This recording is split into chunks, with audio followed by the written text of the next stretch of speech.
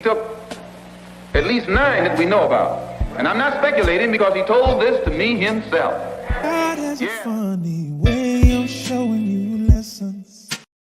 He took at least 9 that we know about. And I'm not speculating because he told this to me himself. God has a funny way of showing you lessons. He took at least 9 that we know about. And I'm not speculating because he told this to me himself. God has a funny way of showing you lessons. He took at least 9 that we know about. And I'm not speculating because he told this to me himself.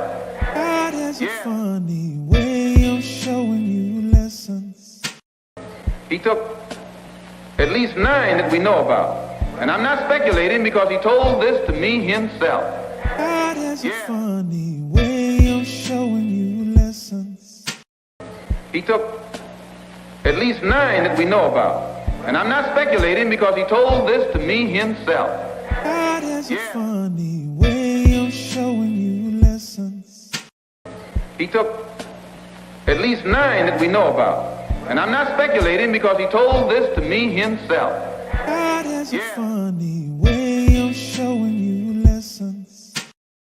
He took at least 9 that we know about. And I'm not speculating because he told this to me himself. God has a funny way of showing you lessons. He took at least 9 that we know about. And I'm not speculating because he told this to me himself. God has a funny way of showing you lessons. He took at least 9 that we know about. And I'm not speculating because he told this to me himself. God has a funny way of showing you lessons. He took at least 9 that we know about. And I'm not speculating because he told this to me himself. God has a funny way of showing you lessons. He took at least 9 that we know about. And I'm not speculating because he told this to me himself. God has a funny way of showing you lessons.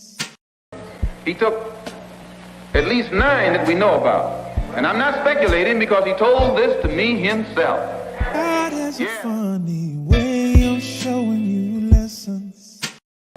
He took at least 9 that we know about. And I'm not speculating because he told this to me himself. God has a funny way of showing you lessons. He took at least 9 that we know about. And I'm not speculating because he told this to me himself. God has a funny way of showing you lessons. He took at least 9 that we know about. And I'm not speculating because he told this to me himself. God has a funny way of showing you lessons. He took at least 9 that we know about. And I'm not speculating because he told this to me himself. God has a funny way of showing you lessons. He took at least 9 that we know about. And I'm not speculating because he told this to me himself.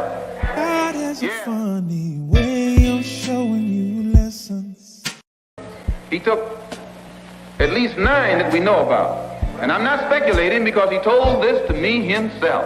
God has a funny way of showing you lessons. He took...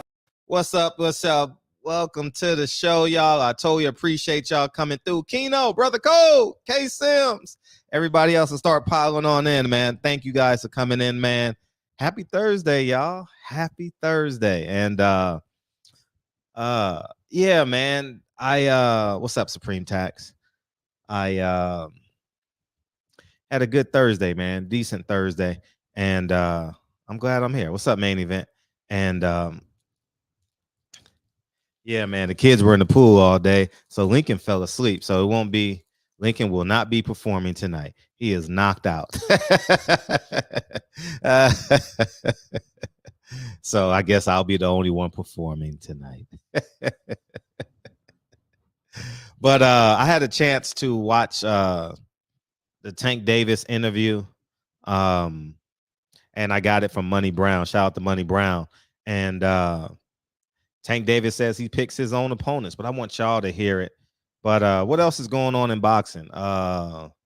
Still no word on Spence Crawford yet. What else? That's all I know. What else is going on in boxing? Danny Garcia, July 30th. What else is going on in boxing? Any stories of mention? Anything interesting going on in boxing?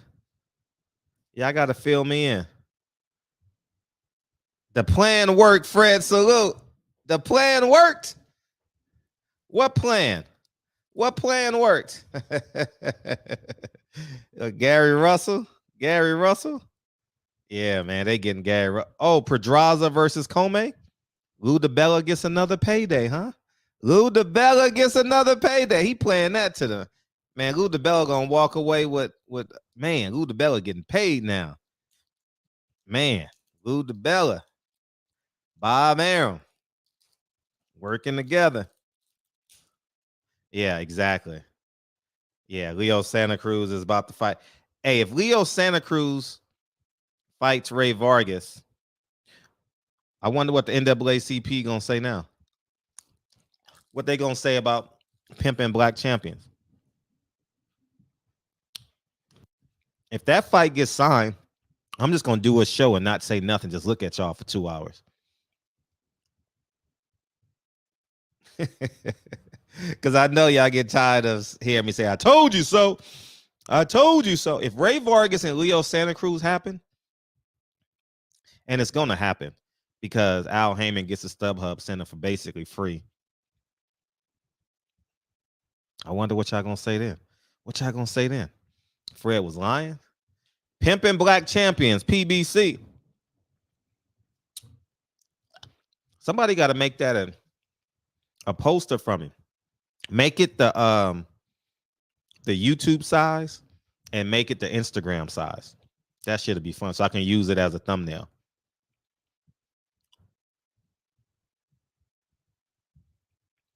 It's the most, really? Yeah, because Gary Russell only fought once a year, right?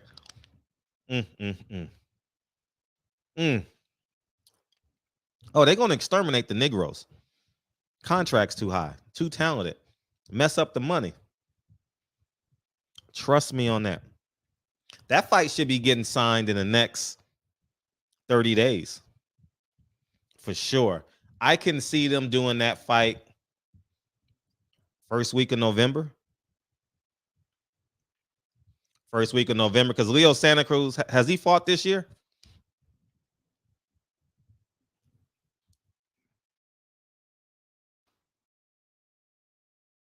Leo Santa Cruz. Yeah, he fought on the undercard of Keith Thurman, right? Did he fight on the undercard of Keith Thurman? Yep. 2-5. So Leo Santa Cruz will be ready by November. And Leo Santa Cruz is Al Heyman's surrogate son. Him and Danny Garcia. No shade to them.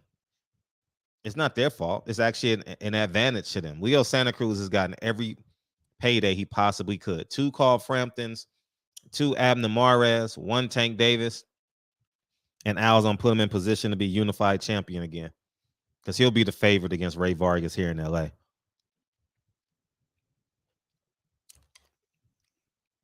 Yep. There will be no Negroes on that card. Yeah, Boosie is a bad example of a role model. People mad at me. We gonna talk about that. I just want to bash. I just want to just prove my hypothesis correctly, as I told you guys. No, not around because of Canelo. So you gotta let them. So you gotta let the Mexican fan base recharge, and then you're gonna Andy Ruiz. So maybe November. Maybe November. And that fight has no choice but to be in LA. So you can't do it in November at StubHub. Too cold. So it got to be at Crypto Arena, right? Yeah, Crypto Arena. But they could throw it in Vegas too. You know, throw it in a small arena in Vegas, one of them small hotels. Like at the Palms, at the Pearl, or something like that. Something like that, but it's gonna happen. And when it happens, I'm just gonna sit here and say, I told you so. And you know what dumb black fans say? Are you just doing that because it's Gary Russell? It only helps y'all, stupid niggas. Has any other journalist mentioned Mikhail Fox's name this year? Am I the only one that still mentions Mikhail Fox's name? Let's see if he's fought. Because y'all niggas said, oh, he's gonna get a rematch. And his dad was kind of passive, and Michael Fox, the professor. He only had one amateur fight, dog. See, y'all think I'll be playing with this shit, dog. Man. I'm gonna let this shit sink in. We gonna share this screen.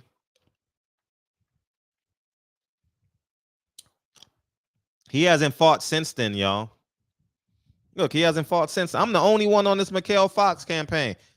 Michael Fox is not even on his own campaign. You know, his dad came in kind of cool, didn't want to upset the apple cart. And look, they ain't fought in a year. 3 weeks, it'll be a year. He ain't gonna fight in the next 3 weeks, right? Now, unless he's on one of them smaller DMV cards. I thought Al Haymon was gonna give him another fight. Ain't that what they told me, Fred? You reaching. You reaching, dog. You reaching. I told y'all niggas, man. Ain't no black student union meeting in boxing, man. If that's the case, Carissa Shield would have been on Black Fighters undercard. I appreciate you, DMR. Thank you, man, because the Democrat blacks, the black Democrats, they don't like me. You know, I used to be one. And then I woke up. COVID really helped me, man. COVID really helped me see things for what it really is. Yep. He has. And he won. Let me see if he won. Yep. He fought 3-11 to a draw.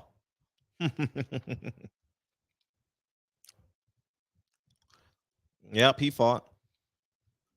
I appreciate you, TB.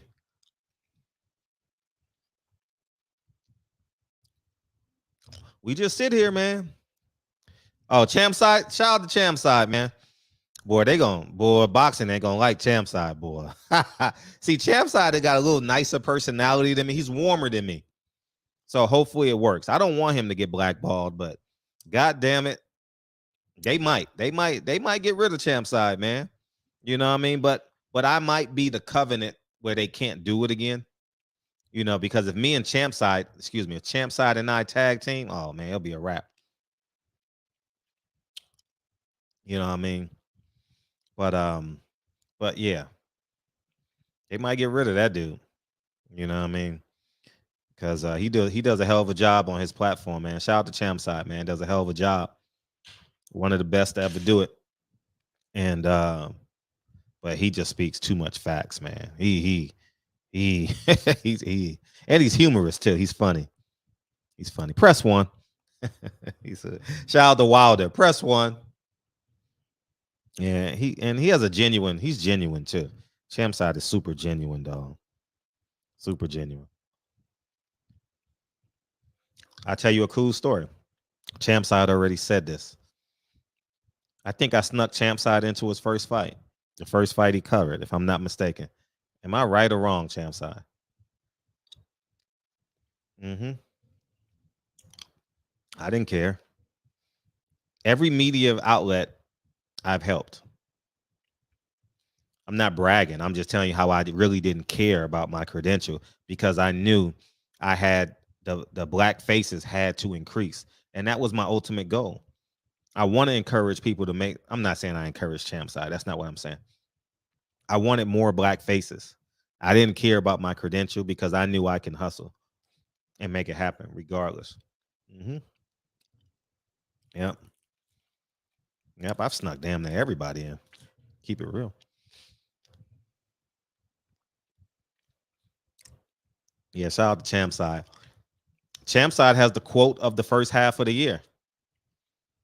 I got Carissa Shields when I can't bet against Carissa Shields. I can't bet against the better boxer.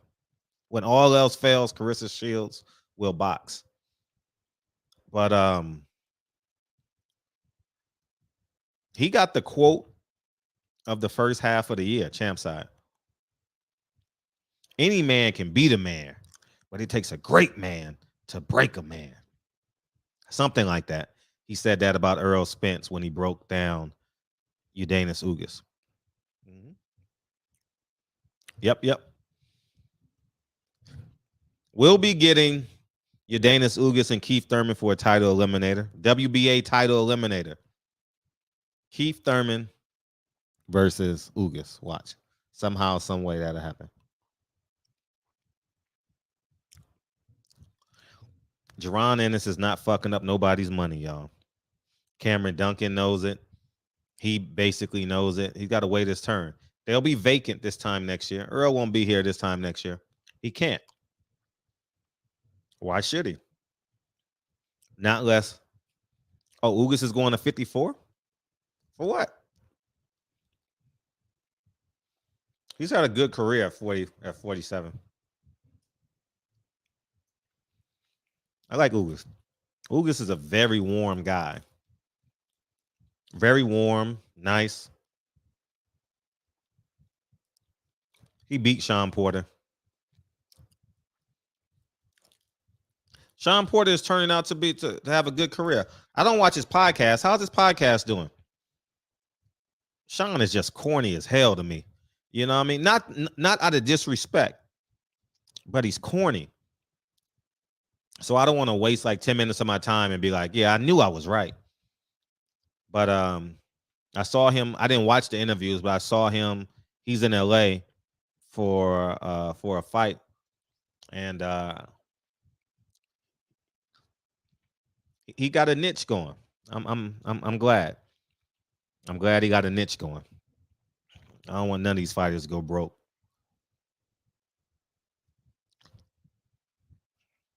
Even though he knew about his dad and didn't say anything. He wasn't man enough to say anything, but we're over that.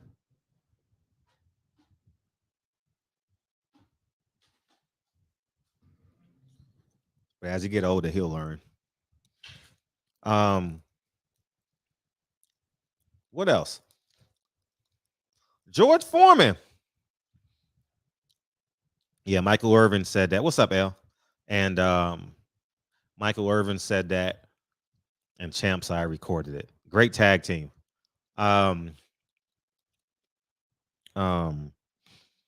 Someone accused George Foreman of the Bill Cosby from 1970, 45 years ago. Can you believe that shit? 45 years ago? Why you didn't get him when he was heavyweight champion of the world for the second time? You would have had action. He would have settled. He would have settled in a heartbeat. He ain't want that story coming out, but you do it now when he old? Man. Damn, ain't nobody safe, huh? They just get, ain't nobody safe, dog. Ain't nobody safe, dog. They really get motherfuckers out of here, man. They really getting dudes out of here, man. They trying to, and I can't speak on George Foreman. I wasn't even born yet. But through yourself, you know others. Men don't turn down pussy in their 20s. Oh, I don't know. Y'all might be watching. Oh, with your girl, I can't. Fuck it. You invited her to the show. You know what I mean? But men don't turn nothing down. What do men turn down? Let me see what men turn down. I'm seriously trying to think. What do men turn down? Like for real, in real life. Like what would a man turn down?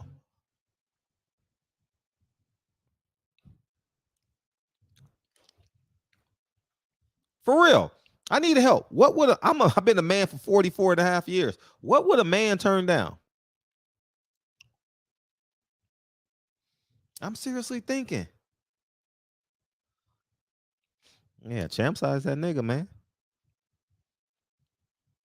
What would a I'm struggling. What do men turn down? Women turn down niggas all the time, B.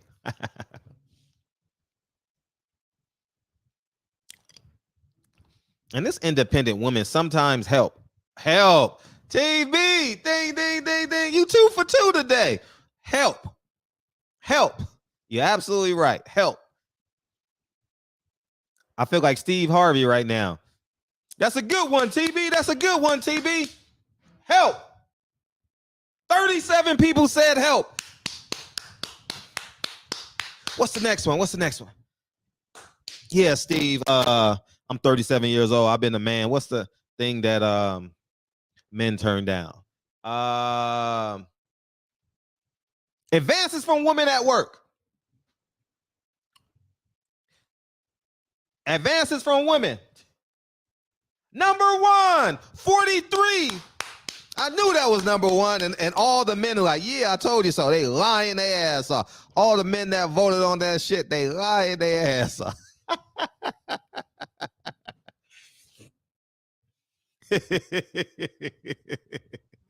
Oh man. Anyways, man, that was my Steve Harvey moment.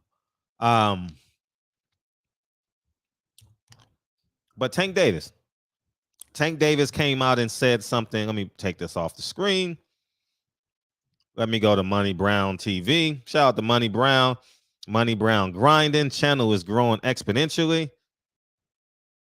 Great guy. He went to the Earl Spence fight, made his way. It was just incredible. It was great. It was great to see him. I'm my own boss. I remember the first sale I got from someone I didn't know, and I was like, oh my God, this is so crazy.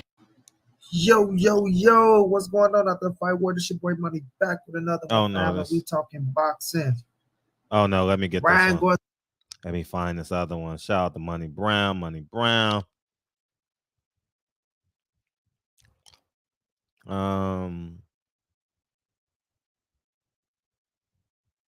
Okay, here it is right here. I understand this. I understand, you know, somebody out because it wasn't up to me. Even if it's Here it is right here. the money team anymore, and that he called his own shots. I want y'all to listen to what Tank had to say, and I'll be back with the great assessment, family. Hey, that's why I stopped. I mean, well, I never did. But like, even call somebody out because like it's not up to you. Yeah, but even if it's well now it is. But I'm saying like if I fight now, I'd rather wait till we got like something like a contract, you know, talk track. You feel me? Now, so I can see, fam, in that video, when Tank said, you know, this why I don't really call nobody out because it wasn't up to me. And you know, Senior said, because it wasn't up to you. And Tank said, well, now it is, right? He said, now it is up to me. Check it out. He would call somebody out because like it's not up to you. Yeah, but even if it's well now it is, but it's well now it is, but it's well now it is, but so as y'all can see, man. Shout out to Money Brown. Shout out to Money Brown. Keep his clip loaded. As y'all can see, now it is. Tank Davis picks his own fights. Now I haven't heard this yet online because I want to give somebody credit if they haven't said this yet. The reason why Floyd Mayweather is coming out and saying Al Heyman is Floyd Mayweather is Al Heyman, and we the greatest team since peanut butter and jelly. Ain't no greater team on the planet than peanut butter. Tell me a greater team than peanut butter and jelly. It's not Scottie Pippen, Michael Jordan. I know some smart ass gonna say my mommy and my daddy. Okay, outside of your mother and father. There's no greater team on planet Earth than peanut butter and jelly. All right, as you guys think about that, the reason why Floyd may be coming out saying that shit is because Tank Davis is not with Floyd Mayweather, but because Floyd Mayweather's money is invested and Floyd don't want to seem like a fool. Floyd don't want to seem like, man, I lost the only thing going. That's salt and pepper. Oh, that's a good one. Salt and pepper, dog.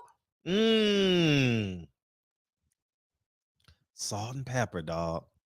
Damn, that's tough. Salt and pepper might be above peanut butter and jelly, dog.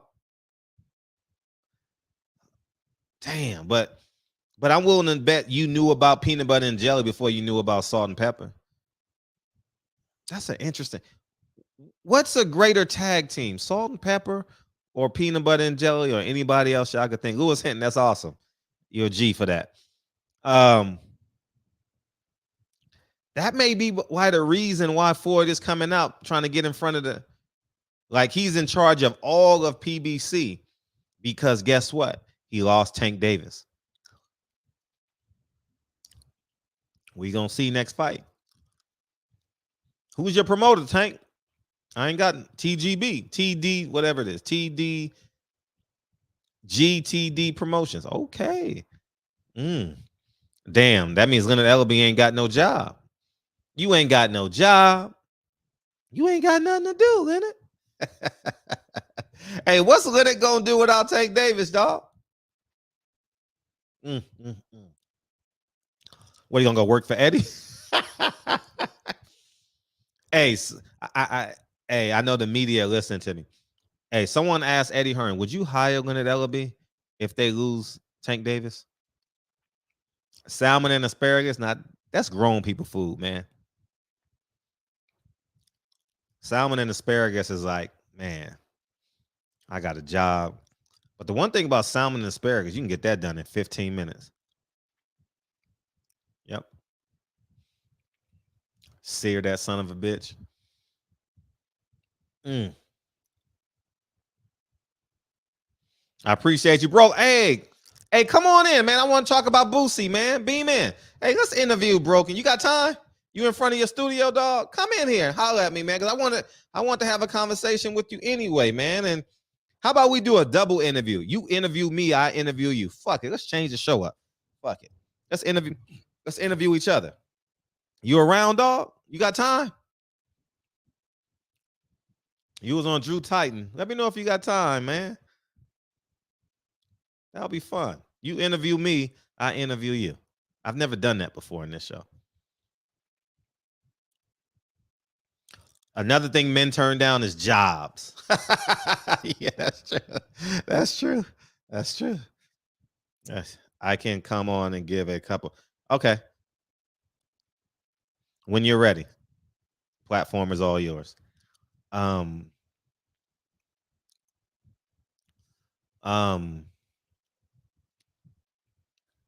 Davis is growing up.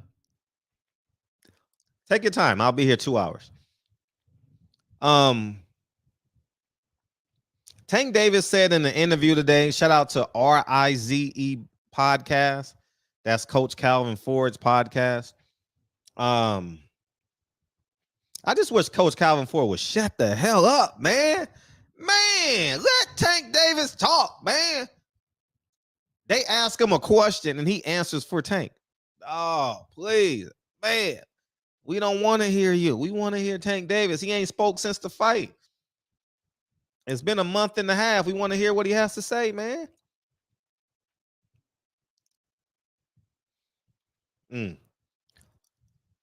They might be a personality platform. I don't think they can do interviews. Coach Calvin Ford ain't ready to do an interview. You know what I mean? He's like who talks too much on it? Dougie Fresh. Have you seen him do an interview? God damn, he talked too much. He did some stuff for BET during BET weekend, and he interviewed. This was like 5 years ago, 6 years. He interviewed Floyd, and he interviewed Amari Hardwick, I think. No, Amari Hardwick interviewed the poet. I forget her name, but anyways, man, it is what it is. I totally forgot. It'll come to me. I tried to get her on this show, but her publicist wouldn't do it. So, but Boosie, man, have y'all seen let's play the Boosie shit, man. I don't give a fuck. Boosie's real niggas gonna say, oh, he funny. Well, he set niggas up. Boosie gonna set niggas up though. I know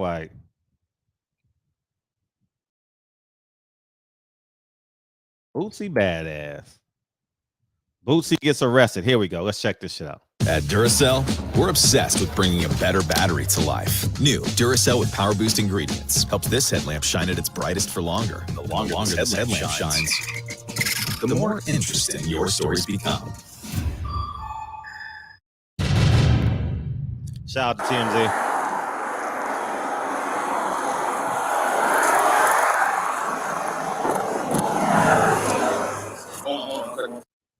Check out how peaceful he gets out of his car. He don't talk.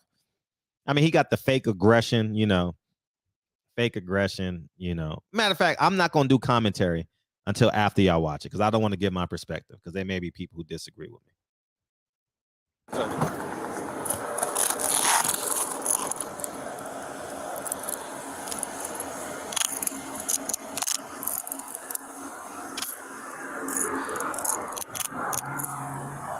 You don't set that down.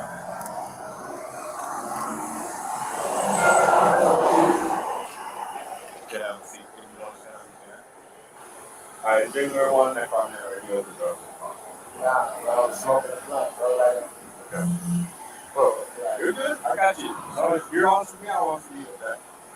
I can't be going through this, bro. Like, I just can't, bro. I can't, bro. I can't, bro. I don't know wrong. I don't do shit, bro. Bro, I gotta go to y'all security and file charges, man. It's harassment. It's every day. I can't even live. I moved to the country to fucking live, bro. I get 6 years on my back. I'm like, fuck. Oh, man. Fuck all this shit up. I'm like that.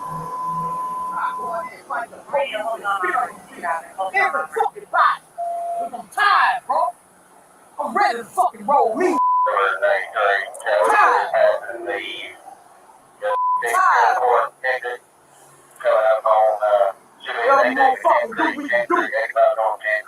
Fuck I feel. Y'all got real hard money. Fuck all this shit. Lock me up forever. The fuck you won't lock me up for? I'm tired, bro. I'm tired. I'm tired of being fucked with. I'm tired. Feel myself. There's no other heat behind me. I'm spit on every fucking nurse in that bitch. I'm gonna make you charge me. I'm gonna show you how I get down when I get locked up. I'm gonna show you how I get down. I'm gonna make them whoop me. They gonna get a charge. I'm gonna make them whoop me. When you talk to them, I'm gonna pay them. Then I'm going out like that. You have to knock my fucking teeth out, buddy. And you gonna be sued like a dog. I'm ready now. I'm all the way ready. I'm gonna show them how I get down with the yard. Why? I'm gonna punch on the first white boy I see. Any nerves, I'm gonna spit on that bitch. I ain't playing. Watch out, shine the way. Watch out. I bet I get it. I bet. You fucking with the treasure, motherfucker. I'm ready now. I'm ready to go to jail. First, let us out, handcuff that. You ready to go to jail, nigga? We gonna tear that bitch up. They gonna have to kill us in that bitch. I swear to God, because I'm tired, bro. I want hard every fucking day. Every fucking day I'm getting pulled over every my feet. I'm getting targeted, bro. My license plate is blank. I'm targeted. It ain't never birth control pills or something for one of my bitches. That's all. Birth control pills or something for my bitches. You know bitches can't get pregnant from me. Yeah, I got a lot of hoes sucking in my house right now. Yeah. I got like 35 hoes sucking in my house right now. If anybody wants their suck, let me know. I'm ready to fight. I take off the, I can fight. I would throw them bitches within the office. All you do is take off their bag and they gun. And I'm gonna throw them bitches with you in the parking lot. I'm liking it, man. I moved out here for change. I'm gonna sell my shit. Car is not stolen. Registration is right. The tag is right. I was pulled over because it's Boosie's car. You fucking motherfucker are targeting my vehicle. You're targeting my vehicle. If I was a white college player, you wouldn't fuck with my vehicle. If I played soccer or baseball, you wouldn't fuck with my vehicle. You'll stop me for an autograph. I'm gonna give you a citation for marijuana. All right? For the smell of marijuana. Yes, I got it. Crumbs on the floorboard. There's some bags. There's 2 bags. All right? I'm gonna give you a citation for legibility. And that's it. All right? I'm gonna let y'all be all about your business. Are we good? Yeah. Okay. We'll take the handcuffs off. You gotta sit in the car.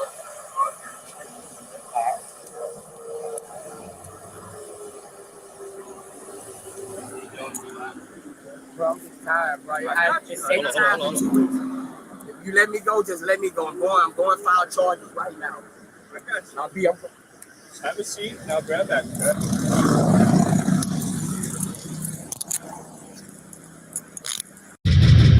Shout out to TMZ with the obtaining that footage, man. Listen. Boosie badass. He did all that talking. Hey, he's in Georgia, so I know he got a registered gun on him. Nobody in Georgia does not have. Everyone in Georgia has a registered gun. All right, somebody in the house. You know what I mean? And he got out there and said everything he needed to say. When the police officer introduced himself, he was mild-mannered and respectful. When they came back and spoke to him, he was mild-mannered and respectful. You know why he was mild-mannered and respectful? 1, he didn't want to go to jail, and 2, he wanted to go home and get his dick sucked.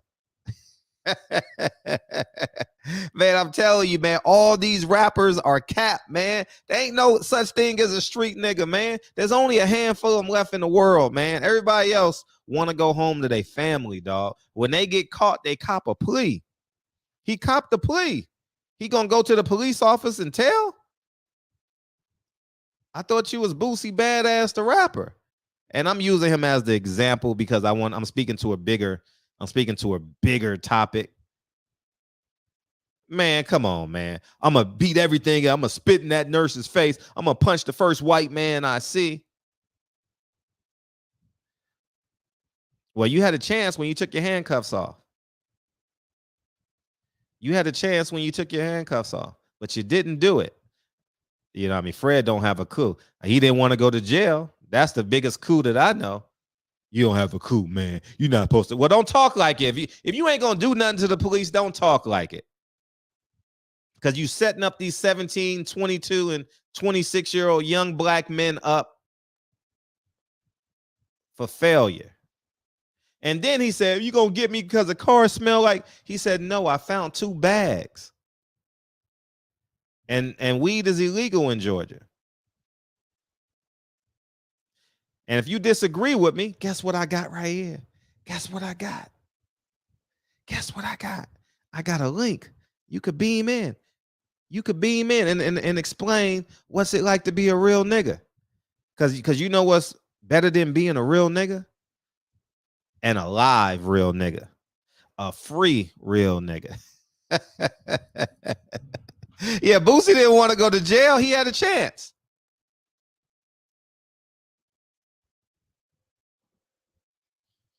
You want to play?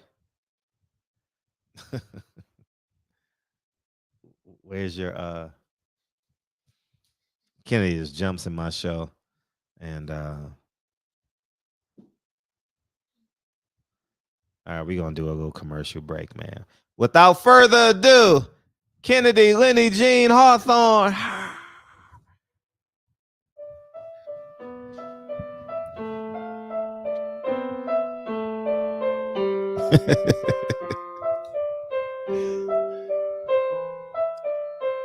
You can still beam in though.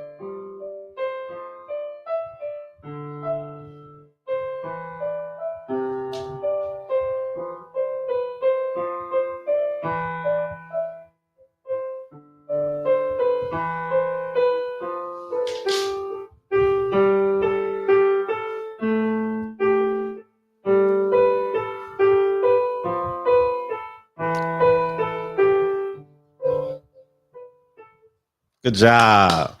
Watch yourself. Watch yourself. You got a dress on. Curtsy, curtsy, curtsy, curtsy. Good job. Good job. Good job. Good job. Kennedy, Lenny, Jean, Hawthorne. Yeah, she just wanted to love you. Don't leave it open. Leave it open. Oh man, she started at 3. She's 4 now, so yeah. During COVID, she started. Yeah, man.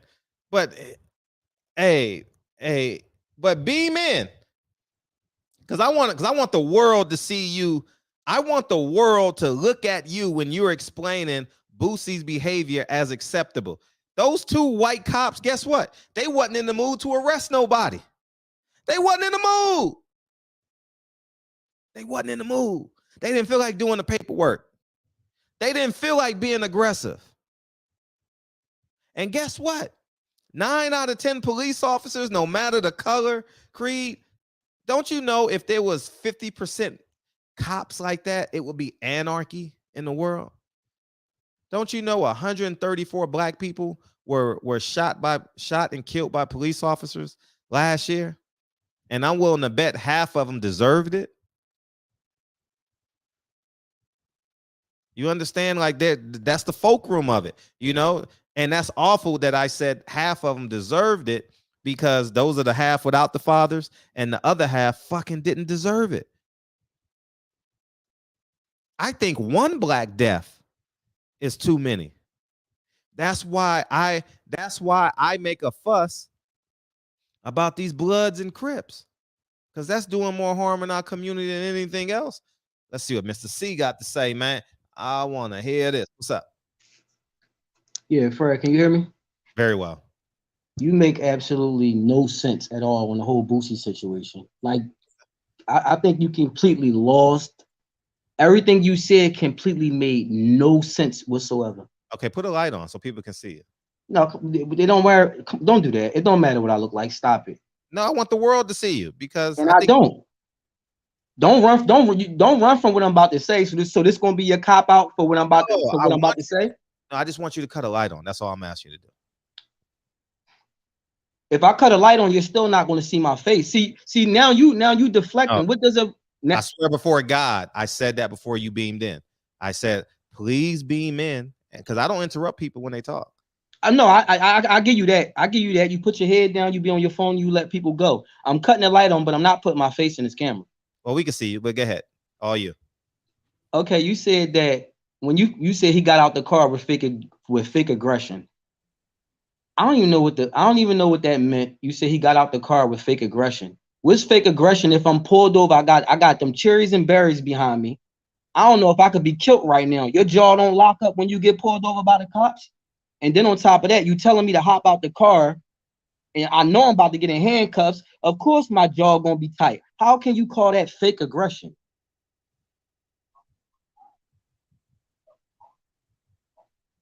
And then you say he was all hype. He ain't want to go to jail. He throwing black people under the bus and all like that. So I'm like, what is this guy talking about? I'm like, why is he scared to go to jail when he got a shitload of money? You forgot that he was on death row for 6 years. Death row where you get lethal injection. So what the hell would he be scared about a police station cell for 2 bags of weed? I mean, on this topic, you absolutely make no sense. Now, if I said something wrong, please tell me where, because I don't know what you're talking about.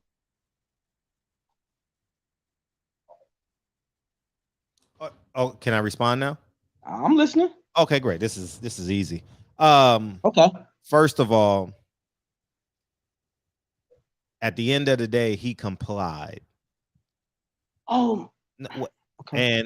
And no matter what he said he's going to punch the first white dude he sees. It was okay. I didn't interrupt you. I'm going to punch the first white dude. So he's deflecting. That's not the problem. The initial problem is he broke the law. That's the initial problem. People think that they can just get away because they view it as a small crime. Their job, police officers' job, is to uphold the law. Period. End of discussion. Now it's up to them what laws they want to enforce that day as it pertains to us breaking them.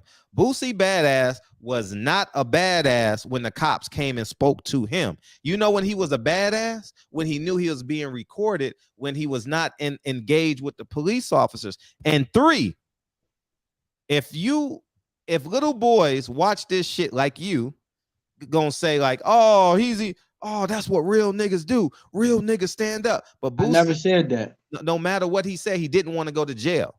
He had no desire to go to jail that day. But so why was he screaming at the cops like that? He didn't care. I'm not done.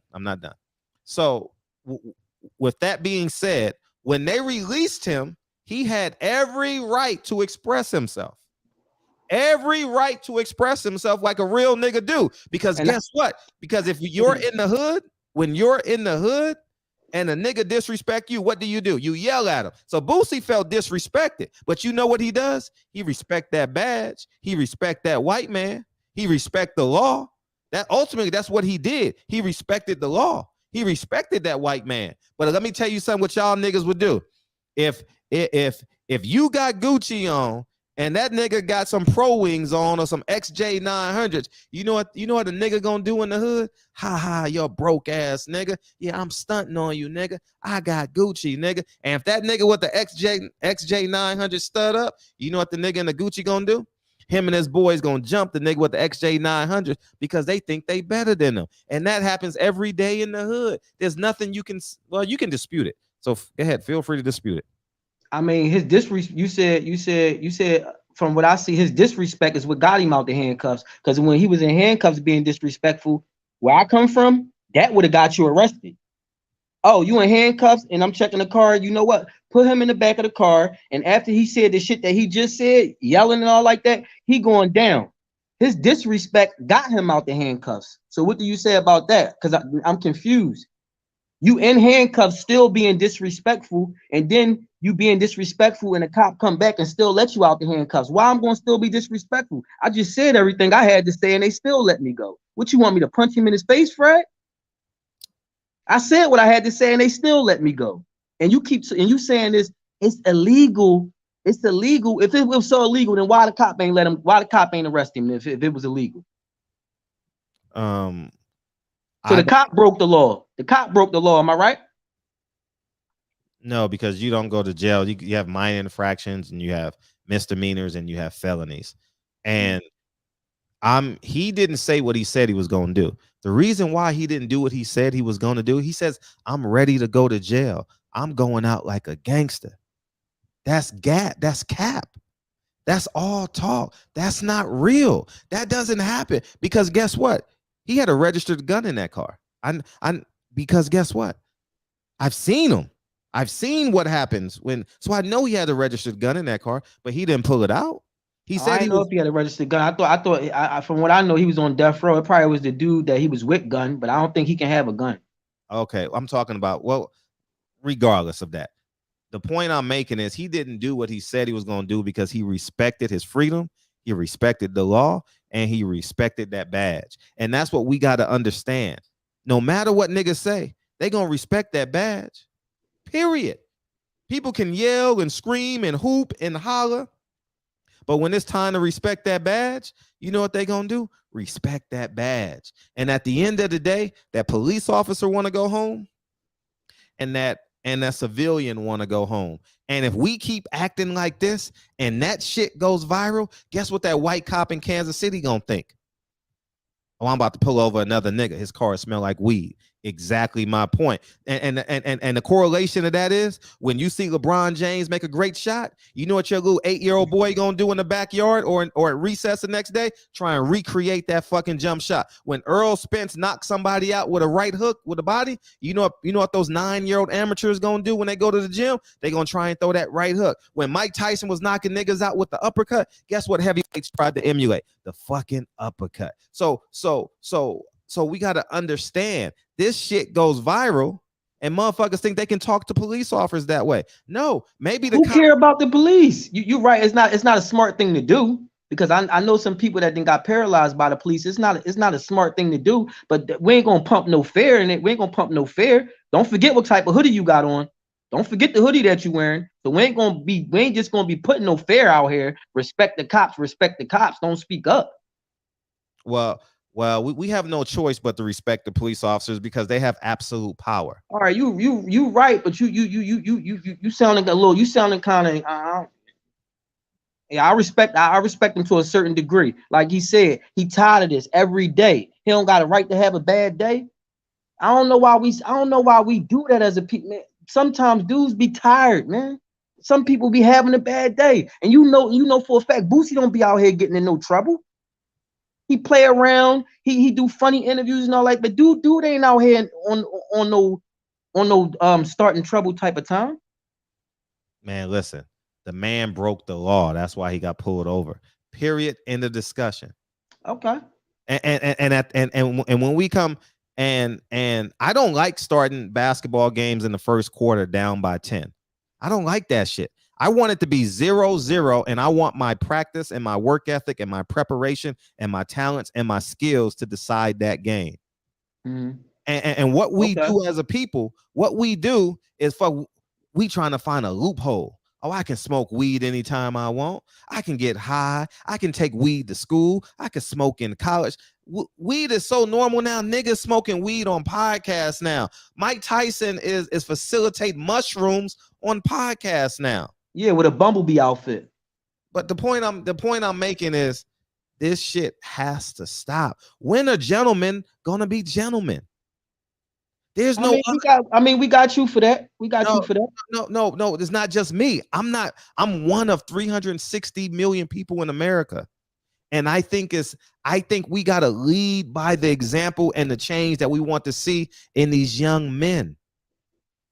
Mm-hmm. And he might have known that was Boosie. I don't know. I can't speak for the police. But I tell you one thing. I knew it was going to be a conversation type of pullover. I don't know what the police would have found in the car when he says he said something like, you respect me, I respect you, yada yada yada. So that means the police officer wasn't on that type of time.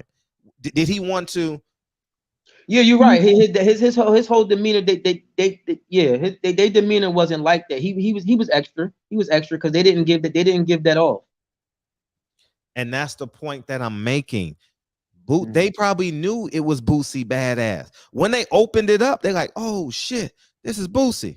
I don't know. I can't speak on that. I don't know his real name. I don't know. But the point I'm making is this shit is viral. TMZ posted it. That means it's viral. So now 25-year-old black boys in Harlem think they can disrespect police officers. No, I can't disrespect the man in the street. Why would I disrespect a police officer with more power than the drunk man that's in front of everybody's liquor store in everybody's city? That's true. So that will put a battery. That's gonna put a battery in some people back. I'll give you my example. Lakers versus Bulls. I remember this like it was yesterday. I was on punishment that day. I couldn't watch the game. Okay. However, when I woke up the next morning, I heard about Michael Jordan doing this. You may be too young, but he went up on the right side, came up on the left. Yeah, I remember that. The left, right? I swear before God, I was at Horace Mann Middle School. We didn't have basketballs before school started. Everybody that played basketball before school started was trying to do it with a tennis ball. We played full court basketball with a tennis ball. I swear before God. And we were trying to emulate that. I swear before God. And guess what my kids did? I taught school for 7 years. I would say 95% of the time when they threw something in the trash, you know what they said? Kobe. Jordan. Kobe. I teach in LA. Kobe. So that's what I'm saying. You gotta respect the platform and respect who you are, because that's why you're a millionaire, because you have the attention of however many people you have. So that means they're gonna pay you for what you deliver, and they're gonna act like you if you get away with it, pluses or minuses. And I think that's the ticket. I think we gotta be gentlemen. I listen. I don't want to change the subject, but go ahead. No, okay. I heard Tank's interview today, And I wanted to hug Tank. I swear before God, I wanted to hug Tank. You know what Tank said? He said, I want to get baptized. I said, that shit don't make sense. Baptized. I was like, that's interesting. And I said, I wanted to reach out and hug that man. I said, that's a different conversation. Tank, you gonna have 200 passes in your DM. Be careful. Oh yeah, for sure. 100%. And but guess what? I'm talking about it. I got 205 people in here right now. 205 people heard me say Tank want to get baptized. Now you saying that might make them want to get baptized. Exactly, right? Exactly my point. And the fact, but check this out. We started off talking about Boosie. With your aggression, I mentioned the word baptized. You got to respect the word baptized. So your aggression has lessened. No, it lessened before that because. But this put the period on it. Yeah, but continue. It lessened before that because I mean, I try my best to represent intelligent Black society. I mean, yeah, he was acting a fool. I said what I said. There's no need to keep going back and forth who right or who wrong about what you were saying. You said what you said. I said what I said. You broke down what you said. It made a little more better sense than me, but I'm not gonna keep arguing with you on the point. I mean, it's over with. You're right. And you know, I learned from L, my boxing trainer. And he told me, he said, both things can be true. I don't know if you're true tonight, but what I'm saying is both things. Sometimes when people are arguing, they both can be right. Right. You know, or disagreeing or have a conversation from a different perspective. Right. And but the point I'm making is I just know that they're gonna over sensationalize this, and someone's gonna put a beat on this because they did it to that girl. Tomorrow morning, tomorrow afternoon, tomorrow night, someone actually said it in the chat too. Someone is gonna make this into a song. Oh man. And that's gonna make it go super viral. That girl became a superstar for a month, you know, and she's probably and that's probably a song now. So somebody made money off of it. So so that's where I'm at with it, man. I just think, yeah, man. I mean, I guess he's frustrated because I just found out. I mean, I don't be on social media and nothing like that. I'm a YouTube dude. I love YouTube. I always check you out, and that's it. But I did hear he lost his IG account, so maybe he just in his feelings, I guess. And you have every right to be. You have every right to be in your feelings. You have every right to be angry. And you still gotta respect. You still gotta be careful because you messing with some people. They can do anything to you down there. And then when you get irate like that, they can lock you up, take you down there, and they got footage you acting crazy and say you tried to harm somebody. Next thing you know, they didn't beat you to death. And then part two of and they got probable cause because look at him on camera how he was acting 5 minutes earlier. So I get it.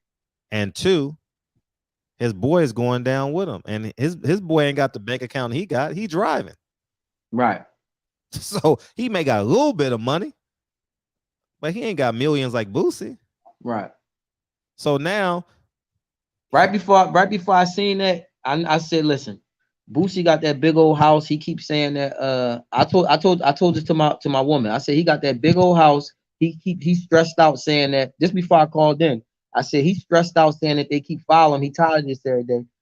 I'm pretty sure. I hope you got some food put up enough to last for some months in that big old house. Stop coming outside for a minute. If you feel as though that they fucking with you everywhere you go, stay up. You ain't got to come outside. Everything you need is in the house. You got a movie theater, internet, pool, basketball. What do you got to come outside for? If you feel as though that they harassing you, that's what I would do. But that's just me.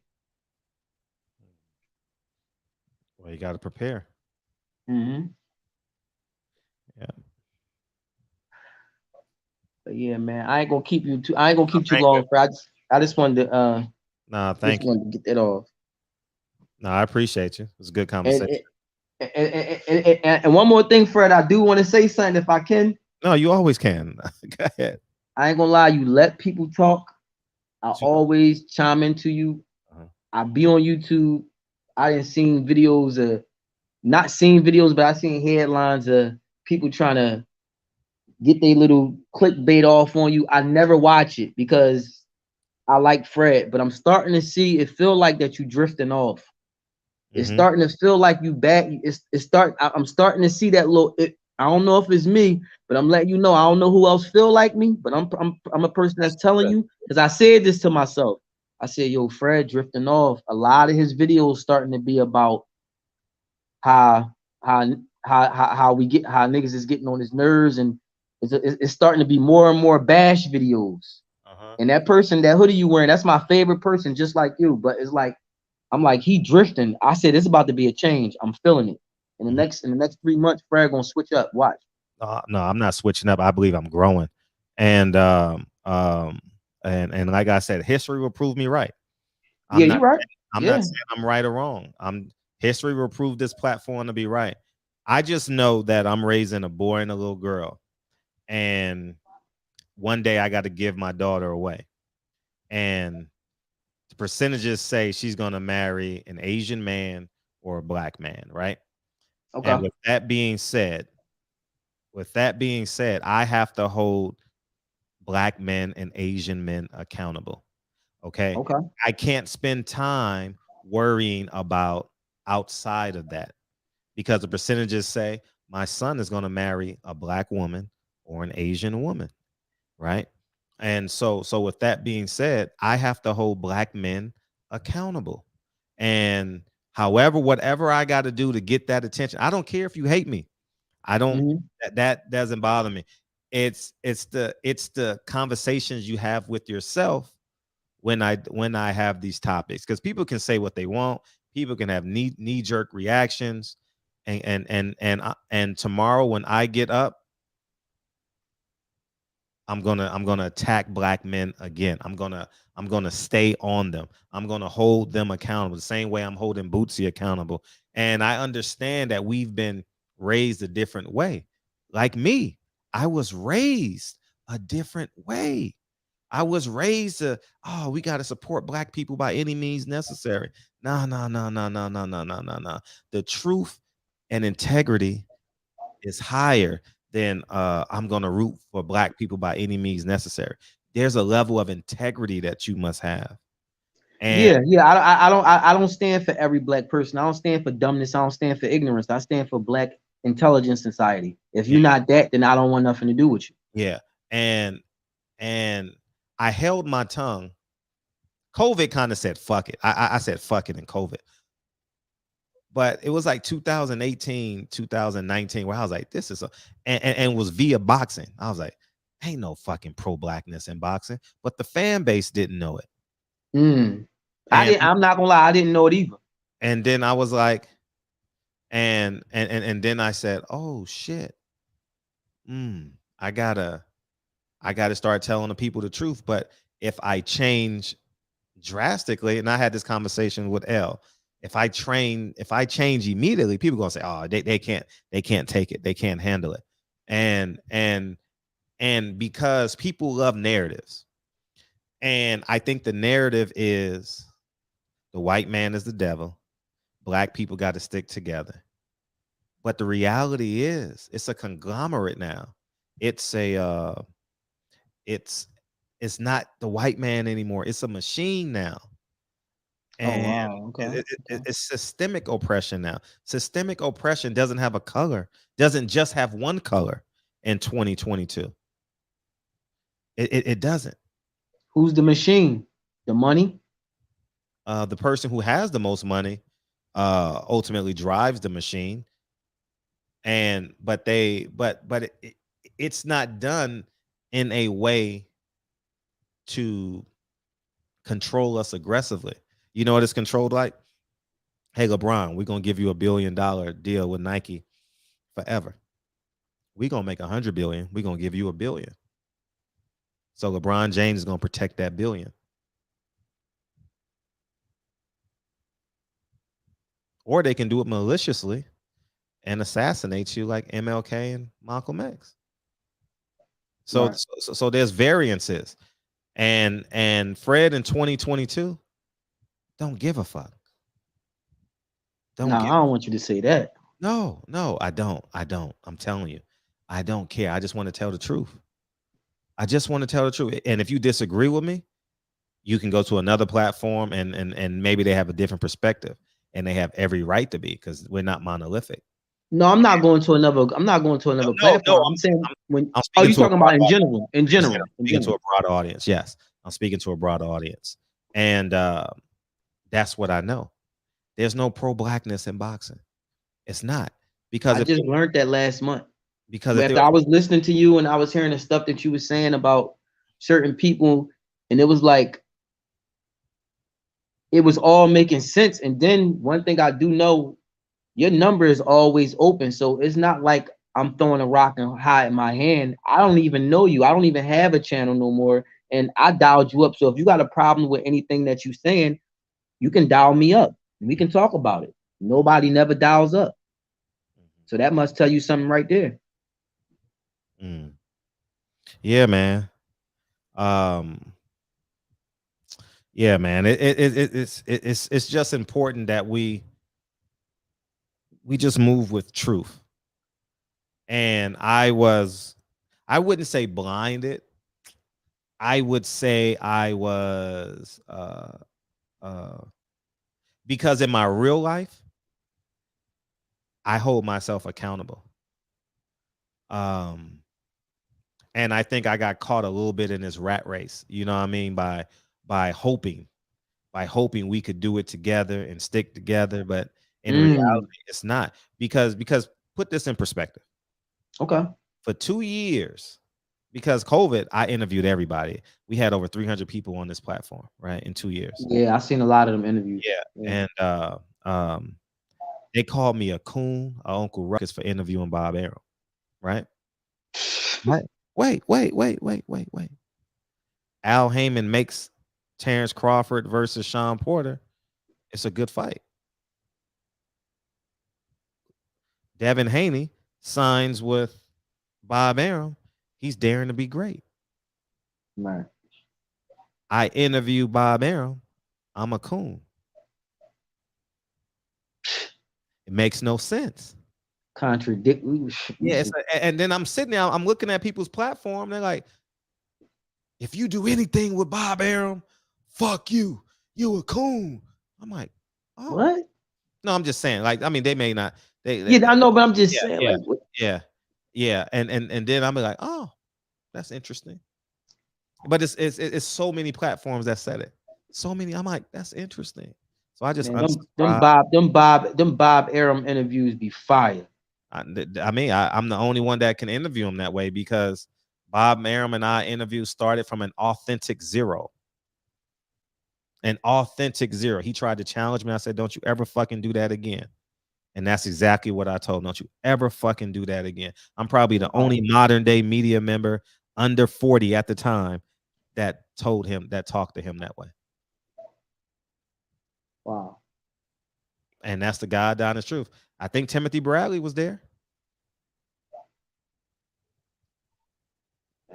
Yeah, I think it was Timothy Bradley versus Pacquiao or Marquez. I don't know. One of them fights. I don't know. But yeah. So with that being said, I'm like, wow, I give y'all the information. You can understand how he thinks. I don't want nothing from Bob Arum.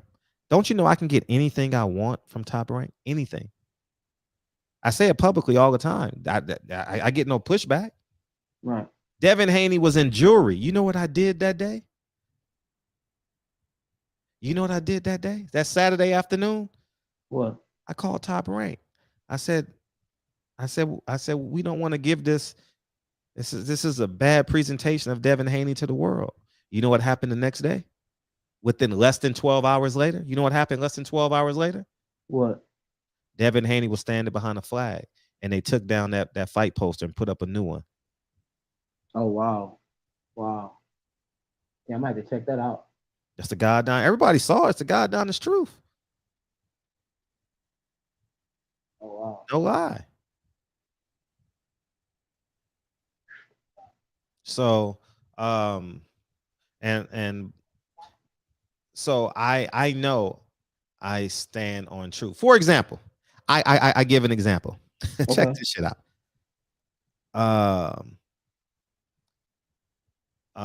I interview, what's that white man's name? God damn it. Rick's. How you know? Yeah. I watch I'll be on it. Anyway, you, go ahead. Thank you. I interview Rick Glazier. They say I'm a coon for interviewing Rick Glazier, right? Yeah, come on. No, wait, I wouldn't say that. I wait. wouldn't say that. I watched. Go ahead. But wait, you go back and forth with them on Twitter. I interview him. I'm a coon. I'm not done yet. He does business with Freeway Rick Ross. Freeway Rick Ross is a genius. But I'm a fake Malcolm X. What the fuck? Exactly. I swear before God. Hey, yo. Someone sent me the clip. I was like, wow. What the fuck? It's insane. I've never called him for a favor. I just called him for an interview. Like I said, I would interview David Duke on my platform. And I would have no problem with that. Just like I interviewed the other lady. What's her name? The cop. No, not the cop. The girl that was the fake black girl from Washington. I ain't catch that one. I would remember. Somebody in the chat. I know. Ah, damn. How I ain't see that? The white lady that wanted to be black. No, I ain't know about that. Yeah. But anyway, what happened with that interview? I don't know. I'm a raccoon, so you don't need to be here. You gotta go. You gotta go somewhere else, man. What's her name, dog? Rachel Dolezal. I interview her. Oh, I heard of her. Oh yeah, I heard of her. Yeah, I interview her. And I mean, you should have saw my DM. You a fucking sellout. You fake ass nigga. I'm like, okay. You know what that inspired me to want to do? What? A part 2. Yeah. I'm like, y'all don't want to know. I'm actually letting you pick this person's brain. I'm bringing them to you, and I'm wrong for that. And if it wasn't for me, you wouldn't know how they even thought. Exactly my point. That's why I said history will prove me right or wrong. Okay. I get what you're saying. Yeah. I don't know. Like if I'm wrong, I don't know. 50 years from now, you're gonna say I'm wrong. I'm right. Just like people say, oh, fuck that man that killed Thomas Hare at the time. Why would you interview Thomas Hare? He murdered Malcolm X. He's the devil. Now those interviews are gold. Yeah. Those are priceless interviews. Yep. The interviews with Richard, whatever his name is, those killers. Priceless. Because now you can do studies on these guys. Yeah. But you dance with Satan every day. When you at your job, you're dancing with Satan every day, and you get on a line to come to another man's platform and hate him. But you dance with the devil for 8 hours, 12 hours. But you come to me and you want to get your shit off. Don't get your shit off on me. Get your shit off. I get it. Yeah. No. I'm here for it.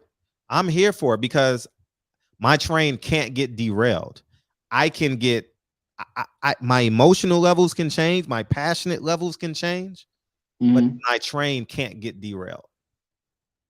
Because I'm trusting history. That's what I'm doing. I'm not saying y'all. And this is adding on to my book report of what we call life. Yeah. And I'm comfortable with the chances that I take. I will interview everybody on my platform. I don't go to Vlad TV. I've never been offered, but I'm saying I don't go to Vlad TV. I don't go to what's another white guy that takes advantage of black content. You talking about the dude in LA, where all the gang dudes go at, the no Jumper. Oh yeah, Jumper. I don't go on Jumper. And I'm not taking shots at CC neither, but she was on there. I'm not taking shots at her for that, but I'm just saying I don't go on white. I don't do that. Because I own everything. Right. I didn't sell 9 wives for $50,000. I would have been a profit. That would have made a profit of $30,000 for me. It cost me 20 to make. I would have made 30,000. That's a good deal. Joe Rogan. I don't go on Joe Rogan. He called me a monkey. He went to the movies and said everybody in the movie theater looked like a monkey. Oh yeah, I did. I wouldn't go on Joe Rogan's show. I wouldn't go on Paulie Malignaggi's show. I would invite him on my show. Exactly. I wouldn't go over there. I would invite Vlad on my show. I would invite No Jumper on my show. I've only seen him one time though. I've only seen the oh man, what's it? The Dame Dash interview, because I'm a Dame Dash guy. So me too. I watch all his interviews. So I didn't even see the CC interview, so I don't know what was said. But the point I want to make is, man, we got to do better. You know what I mean? People, no, Kyle told me about the CC interview, but I just don't understand. Like, so that's how I know it's all about their goals and their last name. Right. And then you gotta understand, because now I'm noticing the people that is saying the names, calling the name, you gotta remember, I had to come to the conclusion of it, because at this point it's low level retardation. Oh, it is, for sure. It's low level retardation, and it's no social skills is at an all-time low. Nah, it definitely is. Oh man, you ain't never lied. You know what I mean? Socially retarded, man. Yeah, man. And like the things that Vlad does on his platform, the things that Jumpers said about black women. Did you hear what he said about black women? The things that man, and the fact that they can still get guests, it blows my mind. I don't even watch. I ain't gonna lie, I do check out Vlad stuff sometimes, as far as his small clips, but the stuff, there's things that they can say and people still tune in, and I'll be like, well, damn, I'm in the wrong business. Yeah, and Joe Rogan called us monkeys. Everybody in the movie theater looked like Planet of the Apes. I said, what? I would never go on this. I would bring him on my platform and drill him if I ever got the opportunity. There's a less than 1% chance, but like they say in Dumb and Dumber, there's a chance. So yeah, man. We got the guests on, man. How you doing, brother? How you doing? Mr. C, what's going on? Fred, what's good with you, man? What's up, man? Mr. Long C, time man. no see to. I appreciate you coming through, man. I gotta respect the guests, man. Thank you, dog. Great conversation, man. For sure. That was definitely great. How do I exit out? I'm bad about being on my phone. I don't know what's going on my computer. My OBS studios are not working on my camera. I'm on my phone. My bad about this. I don't like this. No worries, man. How you doing, man? This is not what I'm used to. How you doing, dog? I'm great. How you doing, man? I just came from I was at the cigar lounge, just chilling over there, and I came home. I saw you was on. Like, let me check Fred out. No, that's love, I appreciate that. Oh, because I've been wanting to interview you for a long time, man. I know, man. I know. We gotta chop it up. Like, you come on too late. I usually be sleep around this time. You know? Oh, really? Actually, yo, it's funny that you mentioned this Boosie situation. I'm not too far from where Boosie got pulled over at. Oh, wow. I'm like, I cycle. I go cycling. That's on my route when I go cycling where he got pulled over at. Wow. Yes, right there. Right there, right? Maybe like a 20-minute bike ride. What's your take on it? I mean, I'm in between. I understand what you're saying, but for him to go through what he went through, I understand that he may have some type of trauma. I understand that. I feel that way. I do feel like he has some type of trauma. And I got to give him props because at first he wasn't, the stereotypical dickhead that just came out and tried to beef with the cops at first. So he came out, put his hands behind his back. He got handcuffed. The cop asked him a question. He kept it real with the cop. And, both of you and I are both from New York. So me living in Georgia, like I said, a 5-minute car ride, a 20-minute bike ride where he got pulled over at. Cops down here is not the same in New York. As long as you keep it real with them, most times they'll let you go home. And a lot of times cops in Atlanta or Georgia, they don't trip off of weed. And I think, the things that he was saying, I understand what you're saying. Like, yeah, I'm going to punch the first white boy I see. he said that if he get locked up, he didn't say that. I know that to the police. Mm-hmm. You know what I mean? He didn't say that. Say, all right, I'm gonna punch the first white boy I see when the cops come, and I'm gonna just punch him in their face. He didn't say all that. Let me see the chat. I want to see what people say. Mm-hmm. Oh no, my bad. I can't see the chat and see you. Damn, this phone shit is whack. My bad. Let me get out the chat. I gotta see what else. All right, so I understand where he was coming from, but he was capping, but also I think it was a little bit of PTSD from being locked up and being harassed. But if he said, if I'm getting harassed every day, how come you're not in a position to know, like, all right, if I'm getting harassed every day or all the time I drive, don't smoke weed in the car. You know what I'm saying? You get pulled over, everything is clean. Smoke weed before you get in the car. Take some edibles. Like, it's other ways around it. He shouldn't just be in that position to just be in that position, basically. Right. Yeah. A black man's car should never smell like weed. No, never. I agree with that. Never. Like, and like you said, there's so many ways to consume it now. Brownies, edibles, gummies, potato chips. Soda. You know what I'm saying? Like, yeah, chips. It's so many different ways, man. And now that it's legal, you know, well, is it legal in Georgia? Yes and no. I'm gonna say yes, no. On the books, it's not legal, but yes, everybody just out here smoke weed. Nobody cares about it. Mm-hmm. Like I said, I came from the cigar lounge before I came home with you. If I go to any club, any nightclub, any hookah spot, 9 times out of 10, you can smoke weed in it. Nobody's tripping off of it. Nobody's tripping off of weed. So it's like, it was a bullshit reason to pull him over. But at the same time, he had paper plates on the car, black windows. You know, I saw the video you posted. Mm-hmm. One of the tires looked flat. Like, he looked suspect. I'm not gonna lie. It looked suspect in him driving. Right. Like I said, I drive down that road all the time. It's never no issues in that road. You hardly see cops on that road. Right. And he just put himself in a bad position. Right. He put himself in a bad position. But I think I'll give him a little bit of props. He did comply with the police. He did what he supposed to do. And once he see that it was a bullshit charge, that's when he started talking this shit. Right. You see his man was in the background laughing. He was laughing. He was laughing like, what are you talking about? You gonna spit on nurses? You got 38 girls in the house giving head. Like, you just talking this shit, basically. Right. Yeah. I don't take it serious. You know, it will go viral, but I hopefully, if kids do see that, they see that Boosie did comply with the police, told the truth, and he got out of it. Because, you know, say, knock on wood, every time I get pulled over in Atlanta, I never get a ticket. I don't care if the state trooper, Atlanta PD, I'm in College Park. What he got pulled? He got pulled over in Fairburn, right over there at Fairburn. I never got pulled over in Fairburn, but every time I get pulled over, the cops is always chill in the South. New York is a different story. They gonna give you a ticket. New York gonna give you a ticket. I don't care. But here, they don't. I mean, as long as you just be respectful, just tell them like, "Yo, my bad. I didn't know. Oh, my bad. Yeah, I had weed." They just let you go, and they probably realize the Boosie. They gave him a citation. Whatever you got to pay, just pay it. It's no big deal. It's no big deal.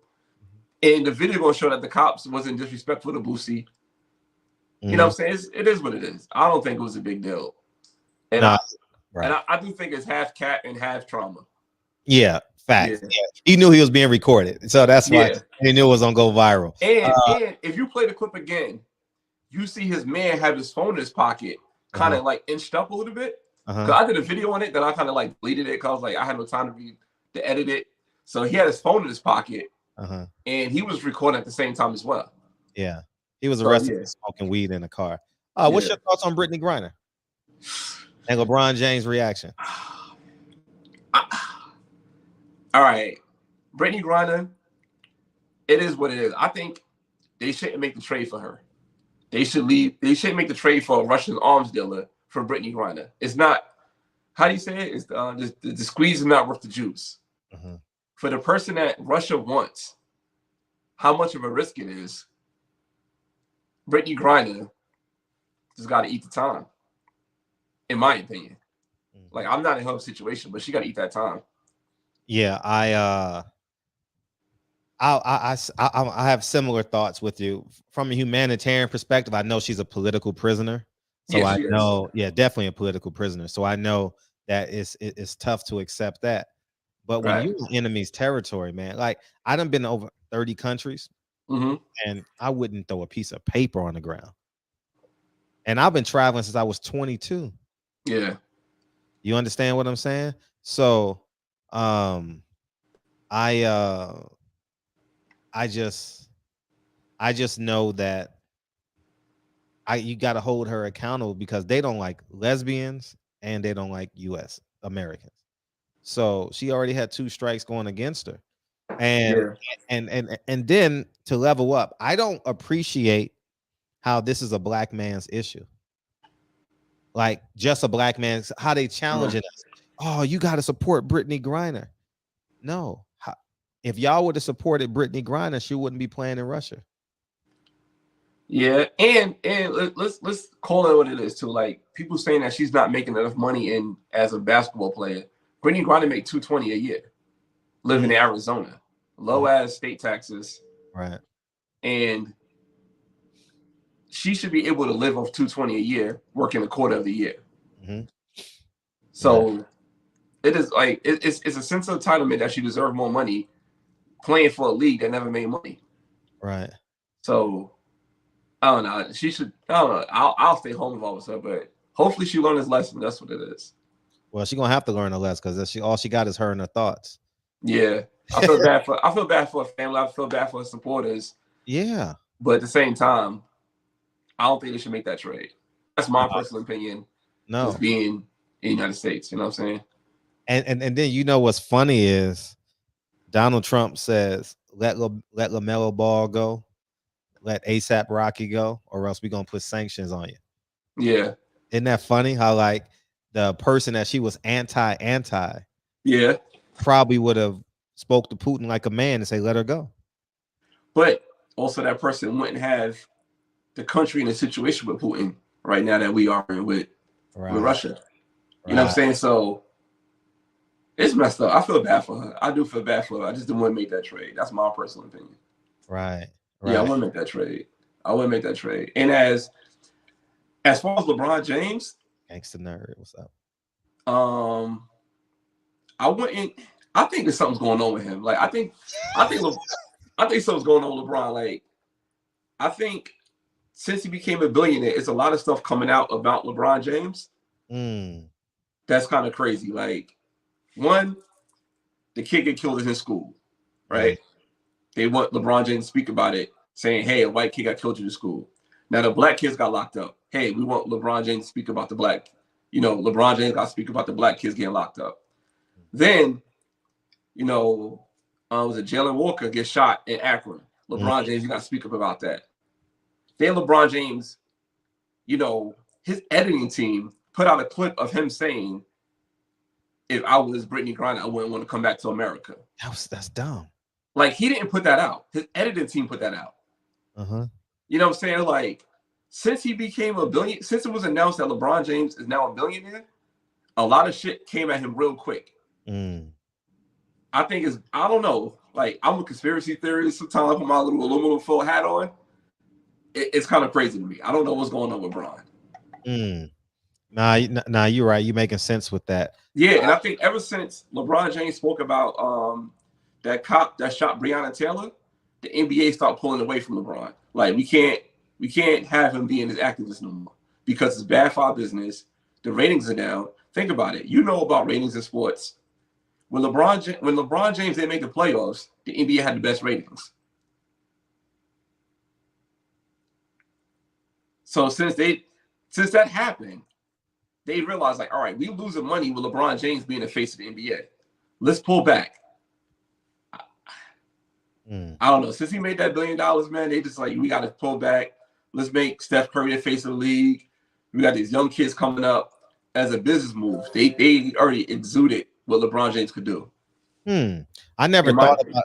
I never thought from that perspective that the NBA wanted to pull away from LeBron James because to me it's like that's his darling because the the Lakers are on national TV every weekend, you know. They are because people are diehard Laker fans. Right. I mean, Lakers got half of the championships that ever been won. Right. So I'm saying, so yeah, the people going diehard Laker fans, but at the same time, I think a lot of people really think about it. LeBron James went toe to toe with Donald Trump, and how many people voted for Donald Trump? But 70 million. Whew. So, say half of those people, 35 million people now in the country not watching basketball because of LeBron James. Wow. Say if Tom Brady went toe to toe with Barack Obama, how many black people will not watch NFL as long as Tom Brady is the face of the league? Right. I get that. Yeah. So I think they try to pull away from LeBron James. I get that. And I think those people who the powers that be is throwing a lot of shit on LeBron James. Like I said, all this is happening in Akron. Shit happened in Akron all the time. But now it's starting to come out more and more and more. And they, like LeBron not speaking up. Why he not speaking up on this? Why he speaking up on that? Why he saying that? Why his editing team put a clip out of him saying some dumb shit? Why the people that's around him allow him to say the dumb shit? Why that shit wasn't edited out? That doesn't make sense. You have too many people, that's too many hands in the pot, that's in control of what LeBron James is doing and allowing this to happen. That don't make sense. LeBron James is squeaky clean this whole time. Now, all of a sudden, he's getting real edgy. End of his career. Getting edgy. Yeah, it don't make sense. Yeah. Kyle, broken traditions, Kyle. Salute. What's going on, brother? How you feel? Great. We just having a conversation. You got any questions for me? No, not right now. Not right now. Like I said, I came from the Strong Lounge, man. You can throw questions at me. If I could cook on it, I'll cook. If I'm not, I'll go on mute because I'm smart enough to know that I don't know everything. So, you know what I'm saying? But I'm usually in sleep right now. I catch a show in the morning when I go to the gym. So I'm that's be up. What's the cure for this for the feminist movement?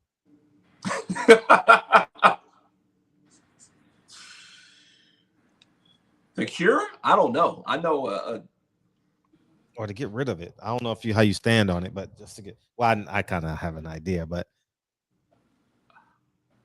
I just want our black women to pull away from it.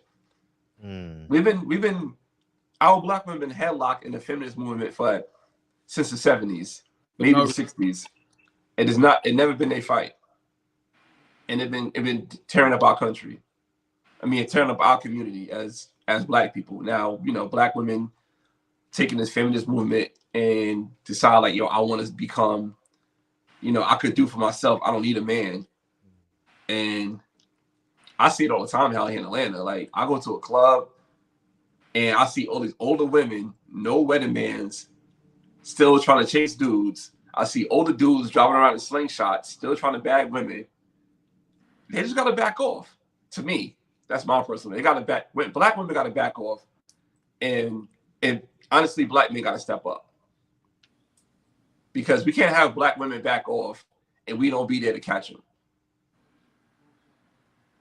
Kyle, you was jumping at the bit. No, I felt it. I felt him on that, man, because dude, it was a clip that happened the other day where they was talking about, Candace Owens, that clip? Nah. This is like the Roe versus Wade shit, right? And a black girl from Cal was working with a congressman, right? I know where you're going. You know, she's taking up for the transgenders, talking about them being able to have babies and all this extra shit, you know, as it pertains to like the abortion laws and shit. And in my mind, I'm like, man, they ain't got shit to do with you.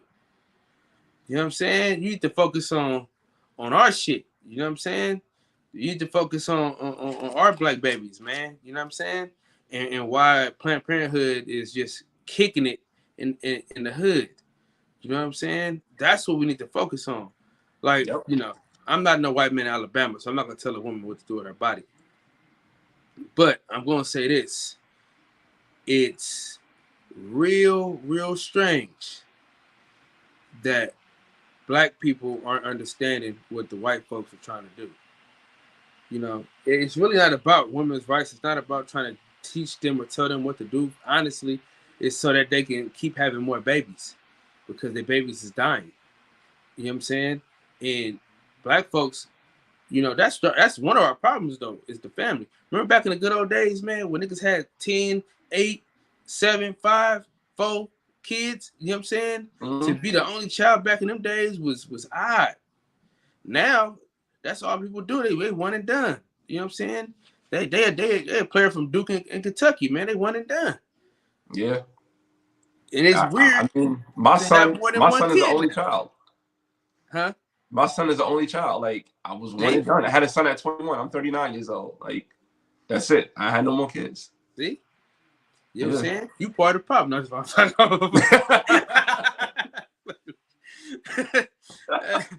but you know, but I'm looked at like as crazy because I got 4. You see how I did how it changed? Like, so back in the day, you was strange for having 1. Now you strange for having multiple. Yeah. You know. But that's the legacy, man. You gotta, because then, like, say, what if your kid don't have no kids? Which that's what's been happening lately, though. Like, kids is like, I ain't fucking with it. You know, the world's crazy. So then now your lineage stops right there, bang. It's over with. Yep. That's the end of your family line, yeah. And I think with the Roe v. Wade, we should start having a conversation like, all right, if this is the law, let's teach our kids or whoever to be more responsible for having sex. Because clearly everybody's going raw and everybody's having abortions since they're in uproar. Like, all right, if you know you're not going to be serious with this dude or you're not going to be serious with this woman, let's just say, all right, that's it. Let's have a condom. Let's have a plan. Let's not have no kids. We have our fun and we keep it moving because we're not going to build a family. It should be more responsibility on both parts, on the man and the woman. Like, I tell my son, like, don't trust your girl with condoms. Because if you ain't ready to have no baby, she is, what you going to do? You stuck. We down here in Atlanta. You stuck. You stuck. And you got to trust her to take the plan B. Yeah. You go to Walgreens buy plan B. She put that shit in the garbage. Experience. Yeah, bro. Plan B is 2 pills, right? It's 1. Oh, one it's that's fine. Oh, it's 1. And yeah. You can get it from your hospital. Yeah, I've said this a few times on this show. If I had known better, I would have had more kids. I would have had at least 4. If I had known how important it is to have kids with 2 parents in the house, you know, and I really wish I would have had more kids, but it is what it is now. This is Lincoln and Kennedy. But I think the bigger issue is I think the Democrats on some level want to diminish morality, want to diminish religious and spiritual beliefs. Yeah. Because I mean, a person is born in a womb, and now you got Christians fighting over is abortion real? I mean, should we have an abortion? Should we have an abortion? It's not what we say; it's what God said.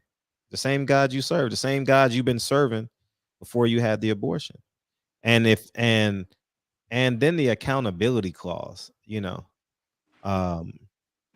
about 2 people holding themselves accountable. You know, I just think that it's just so important that we begin the accountability conversation. You know. Yeah. Man, that's a fact. Yeah, you know, 10 Talk Podcast. My backpack giveaway is the same day. If you guys want to donate the 10 Talks Podcast backpack giveaway, hey, we got to turn that into an event, man. Let's collaborate. Let's collaborate. Let's collaborate. We'll do a National Day of Service giving back. What's up? What's up? Ahead. So I was gonna say, man. So about having multiple kids, though, right? They said the price of Plan B has tripled. Oh man, for sure. You know they got somebody in the back alley selling them drunks. Shit, I wouldn't trust it. That should be a plan. Plan A. A whole uterus might fall out. You know, shit. Because that starts your period, right? When you take it, if it starts your period, right? Yeah. Yeah, it fuck you up for a couple days. Yeah. Yeah. Because you know, my last kid was a pop-up shop. You know what I'm saying? Right. You know, the shop had been closed for 2 years. You know what I'm saying? And then, boom, my wife she was supposed to take the plan B, and she didn't. So, before here we come. Yeah. Year of Monet. Yeah, and that's what it is. Yeah. But I think that us without some form. See, I'm not a big Bible thumper. I've never really read the Quran. But I think the structure is important. Something that believes in father and mother, family values. I think that's important because I see it in my household. Yeah. I see how, and I also see how Lincoln interacts with other people and other adults. Kennedy is a little bit more rambunctious, but she's still respectful. And I know it's because of how I interact with people. Whenever I'm with my son, I call people Mr., Mrs. You know, I never call them by, I don't just call people by their first name when I'm around my kids, you know, and I see it. Just the repetition. Dre never leaves without Lincoln opening up the door. Lincoln always watches the door. And that's why I never expose Lincoln to people that are alive. I purposely teach him about Malcolm X because he's dead. And the reason why is I don't want no story coming up. Oh, he raped 2 women. How am I explaining that to Lincoln? You know, like, so I always talk to him about dead people. Like, that sounds real morbid, but like people that can't make any more mistakes, you know, can't sin anymore, you know. And for example, Malcolm X never sat with his back to the door. And I've been teaching that to Lincoln since he came out the womb, right? And we started because we did an audio book on the way to school. And he said, Malcolm X doesn't, he's by the door too. And I'm like, yeah. So now Malcolm X taught him. I don't care. Even though I've been teaching him for 4 years, Malcolm X don't put his back to the door. So I'm not going to put my back to the door, but I don't care. You get what I'm saying? You know, and little subtle things like that, you know, and he still has, I remember him, he had trouble grasping that Malcolm X was Detroit Red because he only knew of Malcolm X, right? Especially during COVID when I was working on 9 Whys, right? I was doing interviews every day. I was traveling, you know, stuff like that. So he only knew of the Malcolm X version of Malcolm Little. And so when we got into the book, he was like, what? He talks slang? Like he couldn't, like, you know, he spoke cigarettes. Like he couldn't grasp it. He sold a reefer, you know, and so he couldn't really grasp. I had to explain it that people evolve and get better as they get older, you know, and you know, so yeah, man, it's that's the joy of parenting though, you know, when you got both hands on the steering wheel, you know what I mean? A single parent can't have both hands on the steering wheel because they got to make the money, you know, they got to edify, they got to have a social life, you know, it's so many things that have to occur when you're a parent. And I can't see it being forgot what I was about to say, but yeah, one parent is tough. 2 parents is tough. So I can't imagine what, you know, being a single parent is like, you know, and that's why I encourage people just to work it out, you know, because you gonna get another man to cheat on you. You're gonna get another woman that done gained a little bit of weight. You know, you're gonna get another woman that got a little smart mouth, you know. You know what I mean? Work it out, man. Work it out. Like my situation, I'm a single parent, you know what I'm saying? And you know, I'm the primary parent, but at the end of the day, me and his mom had to work it out. We had to work it out. Like, if we're gonna keep beefing and bickering about the littlest shit, nobody's gonna win. Like Jay-Z said, nobody wins when the family feuds. So once we start like becoming a team in the unit, right? It became better for my son, and after that we became like my son became a better person. Oh yeah, yeah. More healing, less trauma. Yeah, because I see my traumas and Lincoln's lack of trauma. Mm-hmm. You know what I mean? I never had my own. Well, when my mom got remarried, I had my own bedroom and my own bathroom. Lincoln has his own bedroom, own bathroom, own office, own toy room. I'm like, God damn. Like not in a not in a, of jealousy, but just in terms of like how evolve, yes. Yeah.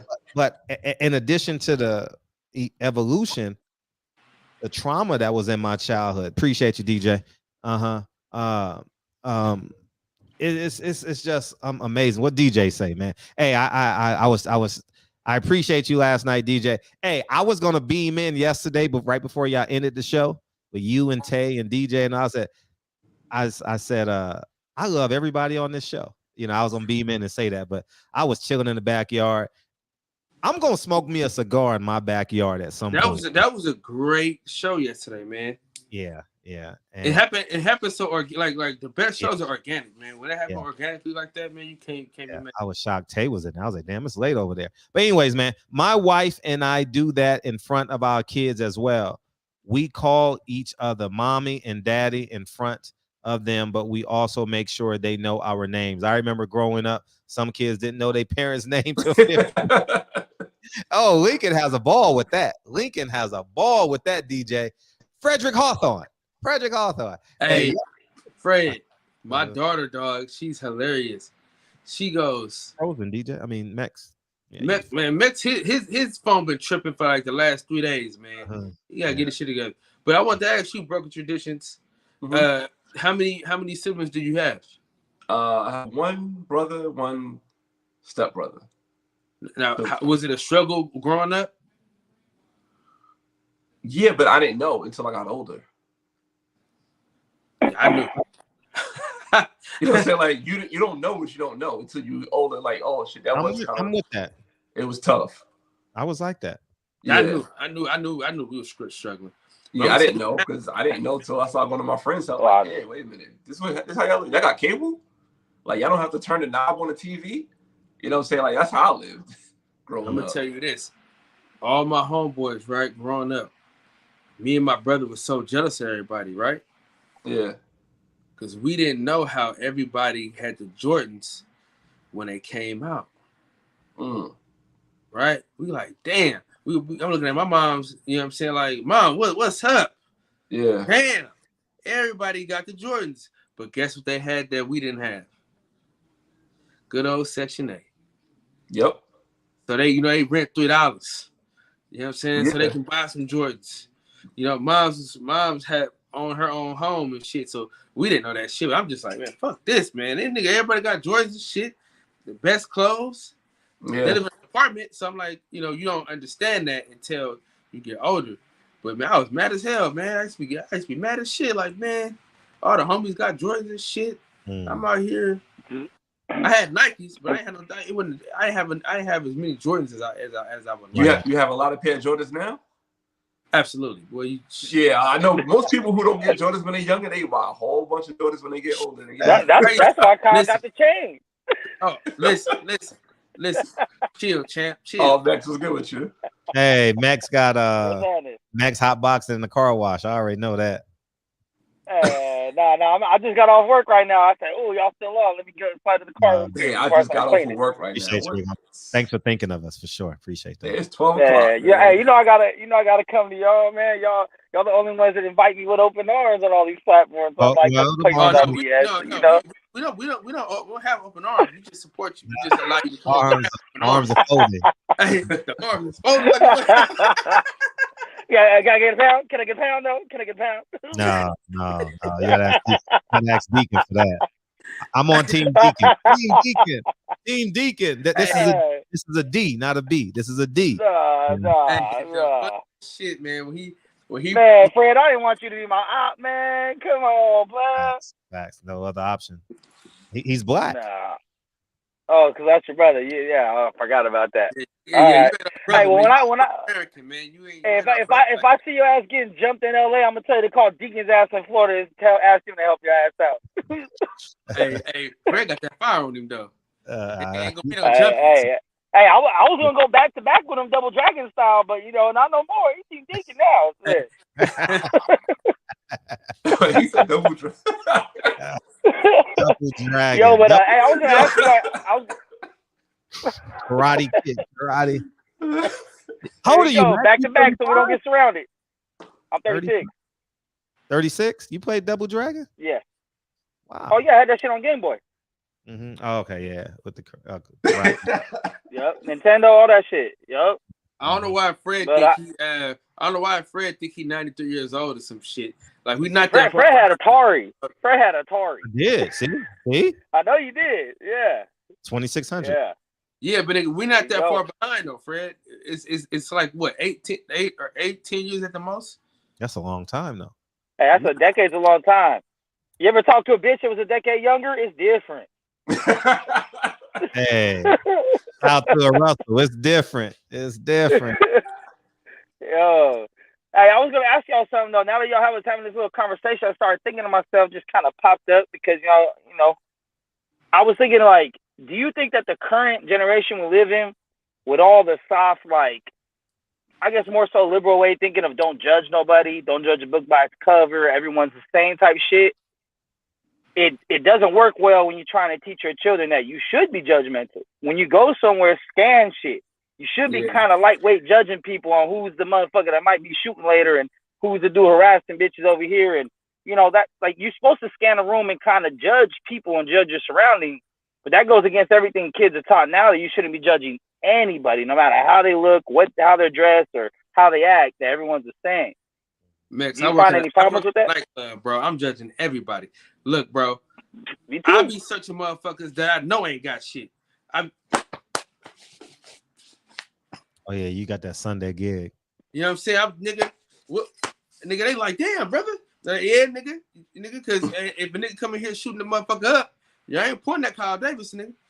Yeah, they gonna be like, oh, well, it wasn't Kyle let the nigga in because that motherfucker be searching niggas. You know what I'm saying? I be.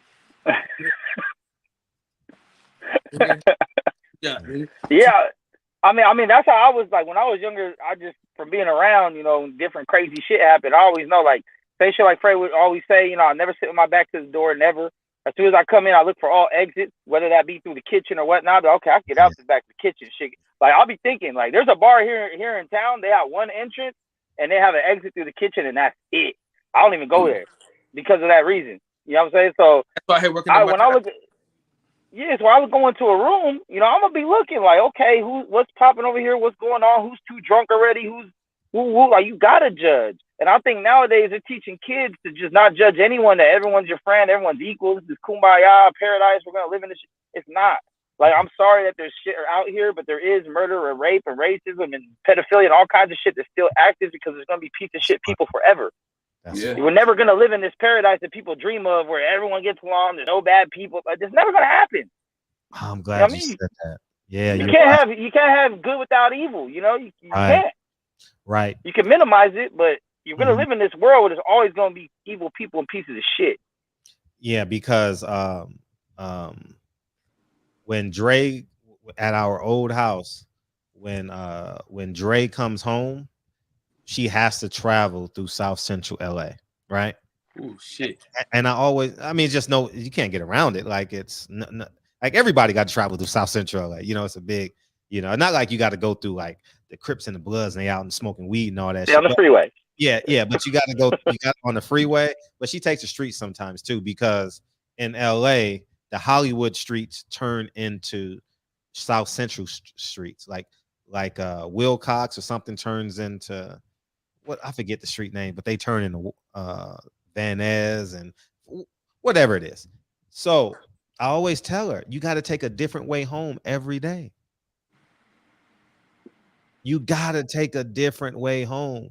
And when you make a right turn somewhere, look behind you. Man, she's so ditzy. And I'll be like, it's just, you know what I mean? But I encourage everybody to do that, and not just for a woman, but just for men. You Yeah. know, like I do it all the time. Yeah, if I see a car turn twice with me, shit. Like for real. Like if I make a left turn, you make a left turn, I make a right turn, you make a right turn, I'm gonna make a U-turn or something. Like I'm not. Yeah, go ahead. I'm gonna stop and get $1 in gas. Hey, Fred, when I used to be walking home and the motherfuckers was walking behind me, I would stop and look like I'm like looking for directions or some shit. Let the motherfuckers walk past. Man. Yeah, tie your shoe. Yeah. You gotta keep your head on a swivel. You do. Yo, hey, I'm gonna say this though. Shout out to probation and suspended licenses, because those motherfuckers taught me to keep my. Oh, I still drive like that. I'm like, is that a cop? Is that a cop? Is that a cop? Is that a cop? Can't get put over. Can't get put over. Hell no. You're right. And truth be told, man, there are more good cops than bad cops, man. You know. Yeah. And I think we got to be like that as a whole. It depends on where you at. Nah. No, I'm gonna say this. There are good cops. No, nigga, we ain't. But good cops that don't. It depends. Good cops that don't hold bad cops accountable are bad cops. Yeah, I agree with you, Max. Well, I agree good with cops that. they gotta hold. Well, they don't be snitching on the bad ones still. That's a gang, bro. They don't snitch on the bad ones. Therefore, they're complying with it. Well, this country fucked up because that happens outside the police force too. That happens on YouTube. Well, wasn't there a quote by Malcolm X that said some shit like that? Like, if you sit back and watch me be oppressed, you're a part of my oppression. That's Martin Luther King's. Was it Martin Luther King? Okay, for sure. Okay, Martin. See, that's why nigga don't fuck with you. Silence is a sin. Well, you didn't know. You didn't say shit. I don't believe there are more bad cops than good cops. I don't believe that. But Champion Hart disagrees with that. It just depends on where you at. It depends on what city and state you are in. Well, guess what? Trust me. If Fred got a mansion, his cops are good. No. But they don't. But I gotta leave this motherfucker. You know what I mean? The point I want to make is if we think that, what do the white people think? They don't think that. What do the white police officers think about black people? Ain't no good black people. Some of them niggas think that. Listen, I'm gonna give it to you straight. Yeah, you said some. You didn't say no. Let me drop something on you, Big Fred. Oh, Pastor Kyle. You know what I'm saying? I got to lay something down for you, man. I think structurally, yes. Go ahead. It's a city called Napa. I was there. Right. You don't belong there. I didn't get pulled over. I'm keeping it a buck. No, you got lucky, brother. They ain't fucking. They don't listen. Napa, a nigga had, it was a saying called "No colored people allowed" or some shit like that, or however they used to say that saying. But nigga, we ain't supposed to be out there. You know what I'm saying? Americans, I guess. I don't know. Yeah, some it was something like that. Some colored shit. Something. So have you been out there before? Hell no. Mm-hmm. How you know? Put it like this. Because listen. Because every time, listen to what I'm saying though. Because every time one of my homies been there that had no business, like you got business being there, but you ain't got no business really being there, they get pulled over or some shit or something crazy happened. I'm gonna tell you this. So I got a homeboy. I call him CMD, Company Man Dan.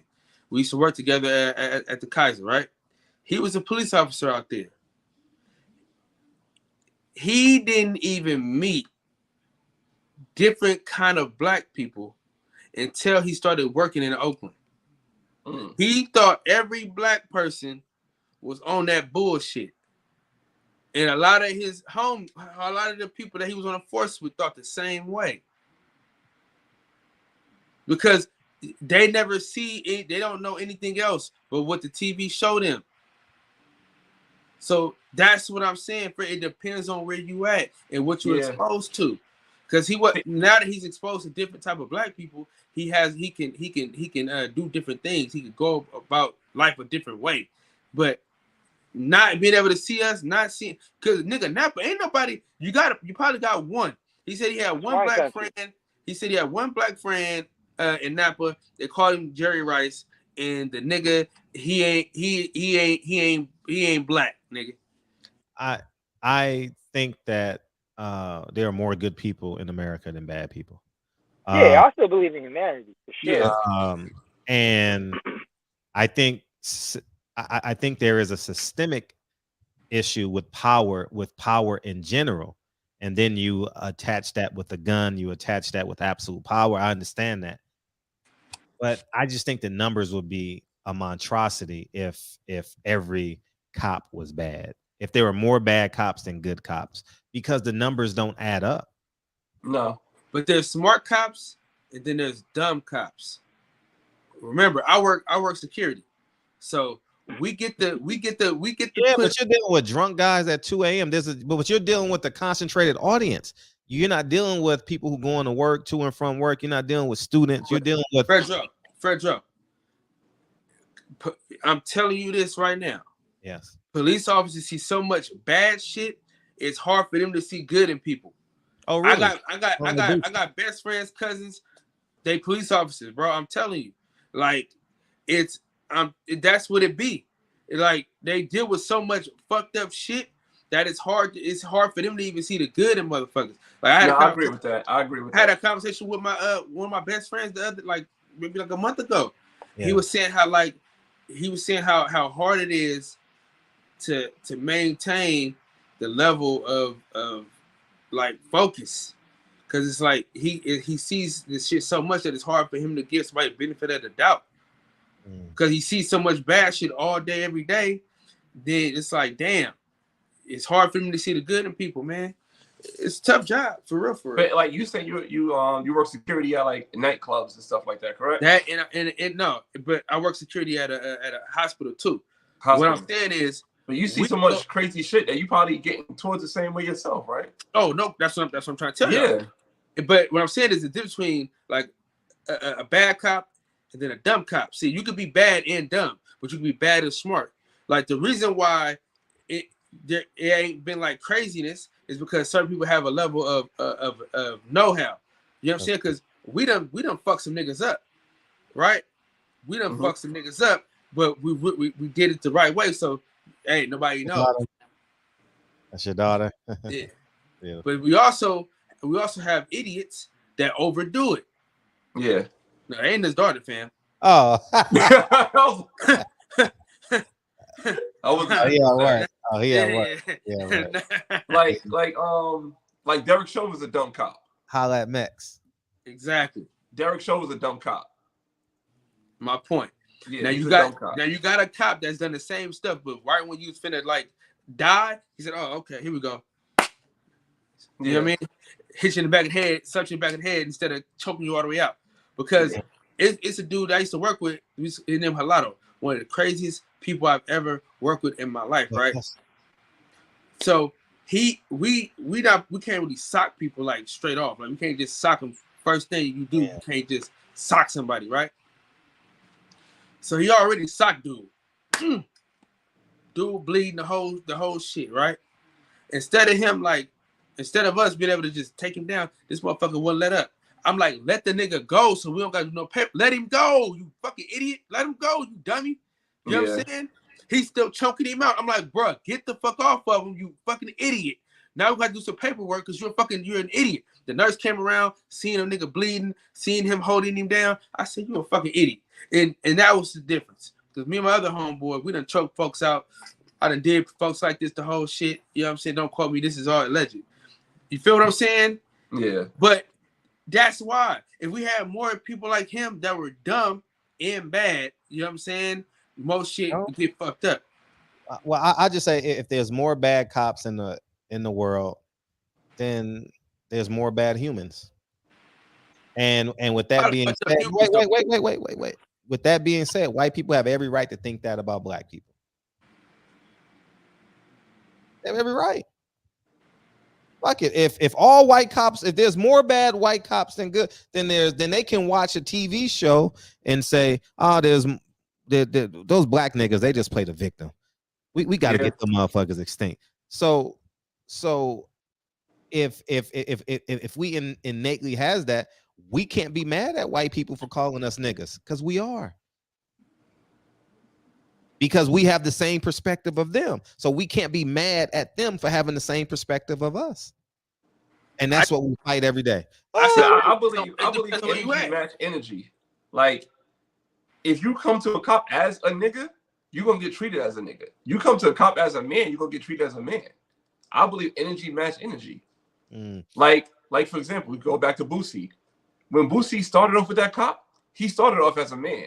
He came out the car. He was very humble. He was like, all right, I want to go home. But when Boosie sat there long enough, he became the nigga. And once he became the nigga, you see the nigga come out. But the cop still remember that man from the beginning. And the cop was very respectful to Boosie. And just gave him that citation like, all right, you just got ahead. Energy match energy, in my opinion.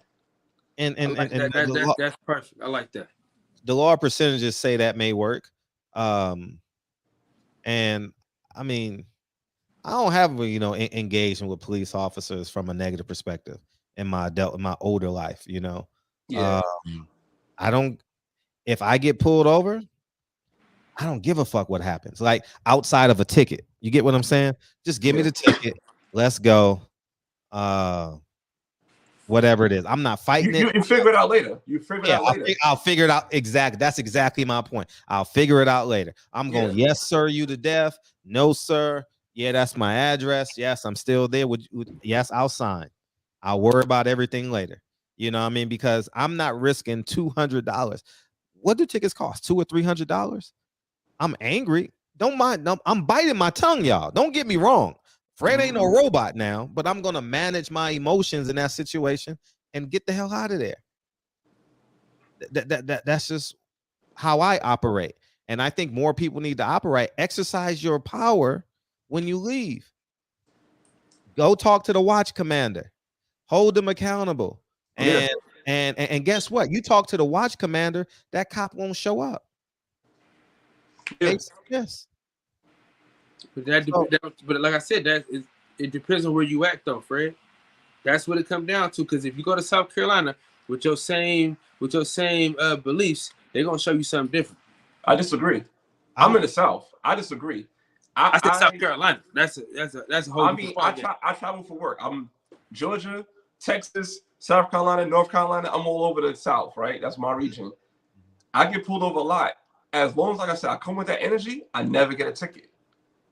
I was in like a one hotel town doing 90 and a 50.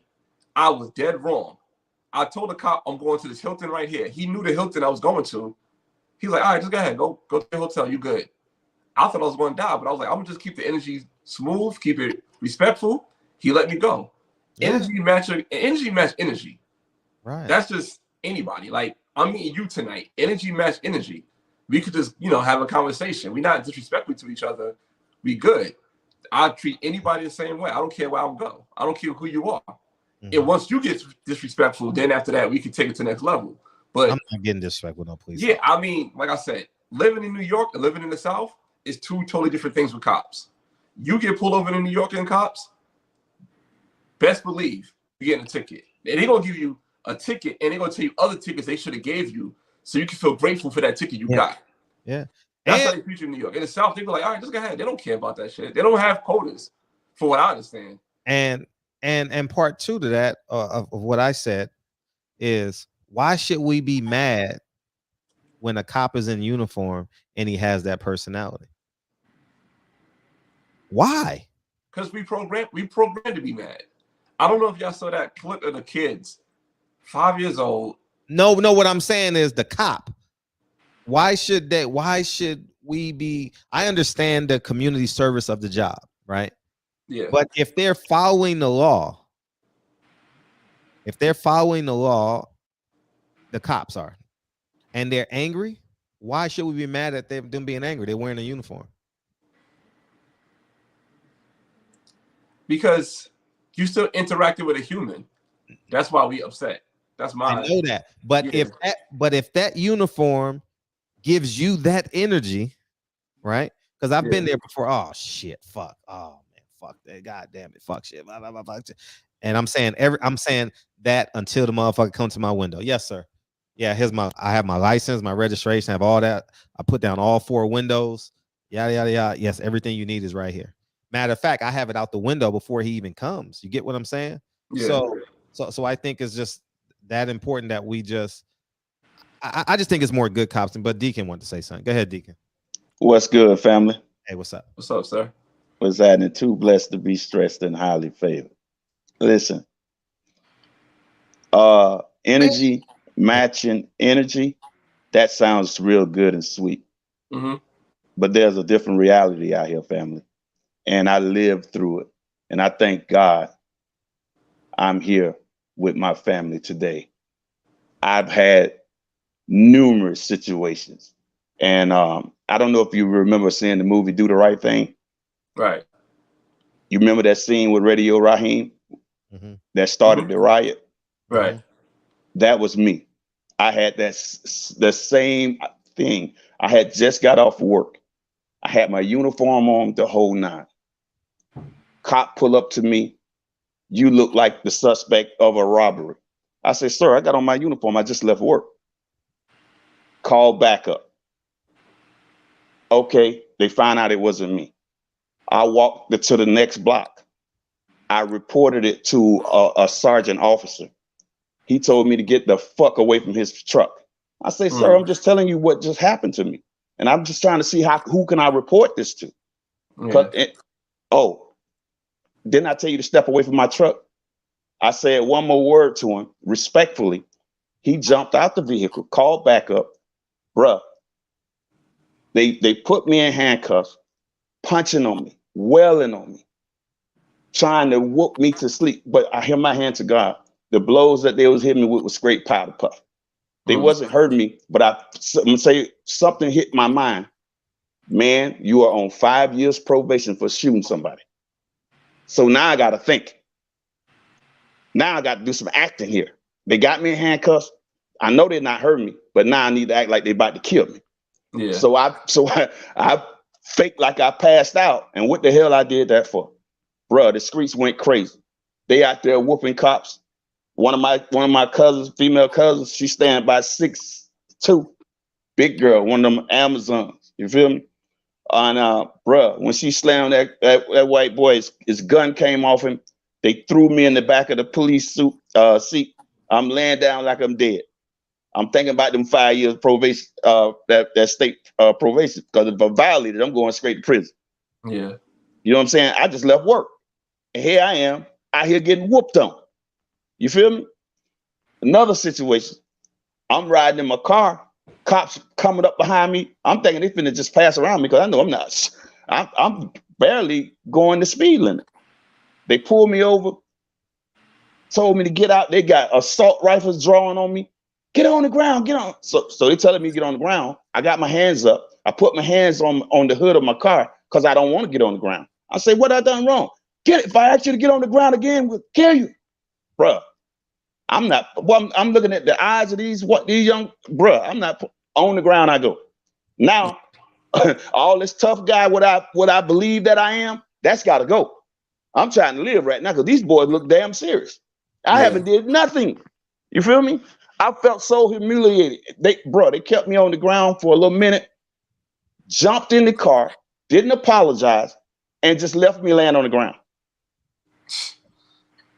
I could go on and on about these devils. It sounds good about the like energy. That happened to me in New York as well. So it ain't just about energy matching energy. It's about what's coming at you, bruh. How they coming. You feel me? And it's how we respond. You know what I'm saying? I could have tried to, buff up, puff up, huff and puff, and probably would have cost me my life. I wasn't willing to do that. And I'm glad you're smart enough to not do that too. Right. So that's the conversation we need to have. When these things come at you like that, and you know it's not fair, look, man, don't do anything to make it worse than what it's already bad. Don't make it worse. I agree. That's what we tell our people, because there's too many situations like that goes on that don't get reported. And if it do get reported, they ain't doing nothing about it. Especially if we don't have money, if we don't have lawyers, if they feel don't nobody really give a damn about you, you go under the radar. Just another one just done been messed over out here in these streets, bro. Yeah. I was leaving, I just left work, got my uniform on. They didn't give a damn, bro. You know what I'm saying? Yeah. And they was, I mean, they really thought they was hurting me. I mean, they put my hands behind my back with the cuffs and just punching the hell out of me, bro. It wasn't hurting me. But I thought about that 5 year state probation, bro. I said, okay, yeah, they ain't hurt me. They about to kill me. You feel me? No, thank God you realize that, because a lot of times, yeah, man. Yeah. A lot of times we get real triggered. They're like, I'm gonna fight these motherfuckers back. Yeah. You wouldn't be here right now telling your story. Facts. You wouldn't be here. Yeah. Real talk, man. I had one that I was in now, one cop, I had just got done smoking 2 joints of weed. Bruh, they ran after me. I ran. Bro, I had them out there, because we got moves, right? I got them busting their face, trying to catch me. I'm I'm huckering and jerking. You feel me? But now I done got to the point where I'm dead tired. I can't run no more. Now I'm leaning beside the building. I say, hey man, you got me, bro. You got me. I can't run no more. I can't do nothing. You feel me?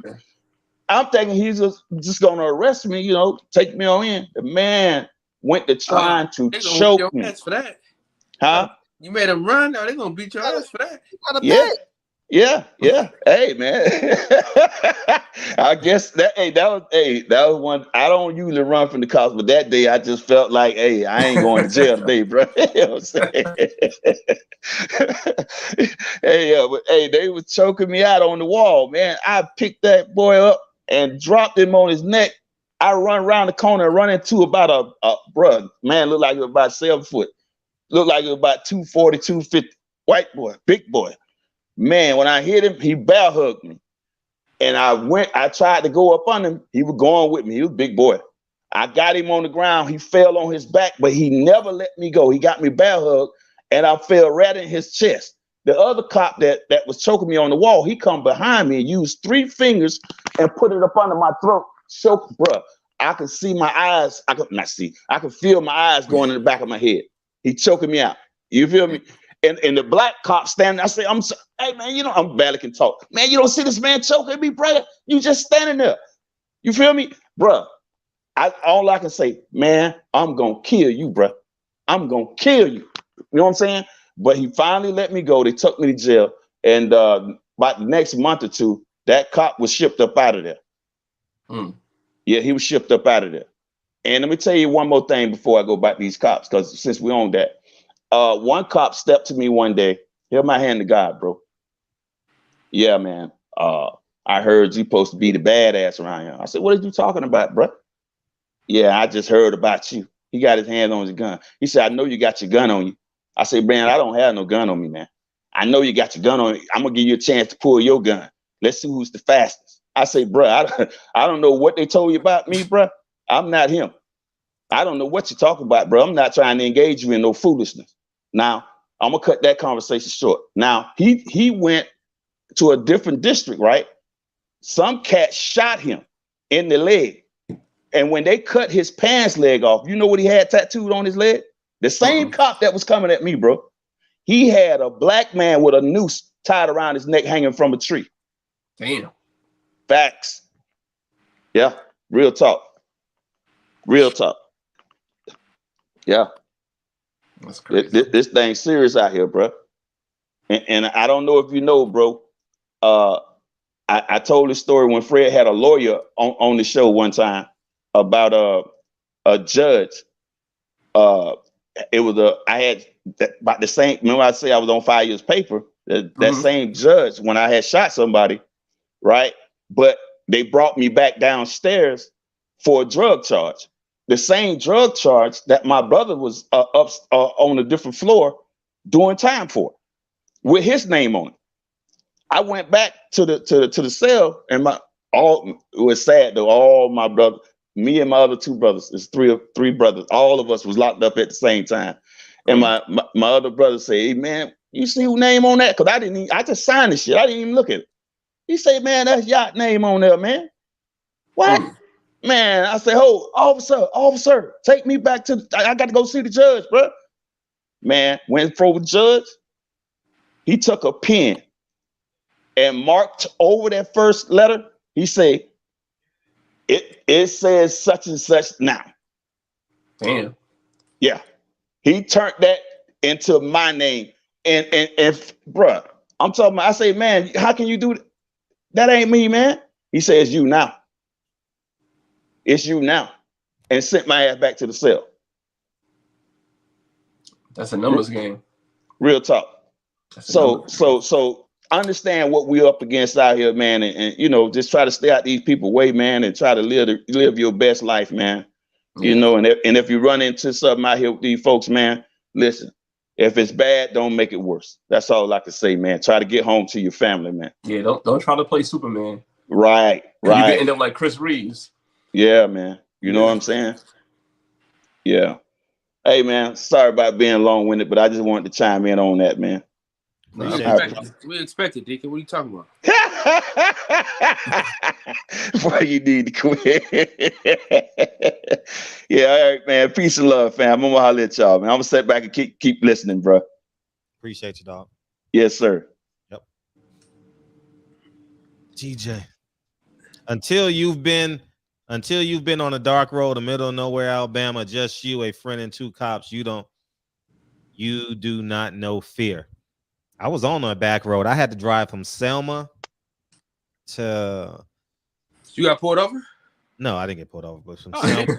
That's what he said with 2 cops, nigga. Oh, listen to me. Selma to Montgomery, 90 miles or some shit like that. I heard the stories. Yeah, nigga. That's what I'm trying to tell you. Depends on where you at. Yeah, but I don't. Man, if this no, but you. If this world, if America got more bad cops than good cops, shit, man. I'm not saying America. I'm saying it depends on where you at. It's a lot of variables. It depends on where you at. It depends on the cop. It's a lot of variables. Man, we all got a bad story we could tell about some shit that happened once upon a time, man. Yeah, but that fucking hard. Ain't nobody had a perfect life. Everybody's ran into a piece of shit here and there, no matter where the fuck the situation was. Sometimes it's a cop, sometimes it's your boss, sometimes it's your girlfriend's dad. Sometimes, you know, everybody had a situation with pieces of shit. So like, I think if you run percentages, though, I think most people's life is pretty cool. Yeah, I believe that they're bad people that are cops, but if it's hard for them to be a terrible cop when you're a good person. And what now we gonna do all B-mens. The reason, and I'm not crediting them. I'm saying if I got a racist in front of me and I'm not giving him a reason to initiate and be racist, and he's waiting for me. He's just waiting for me. I'm not giving him the opportunity. Yeah, and if he's a piece of shit, he'll beat your ass anyway, you know. And then so that's a lottery game. You know what I mean? But it's hard. But good. Go ahead. I'm sorry.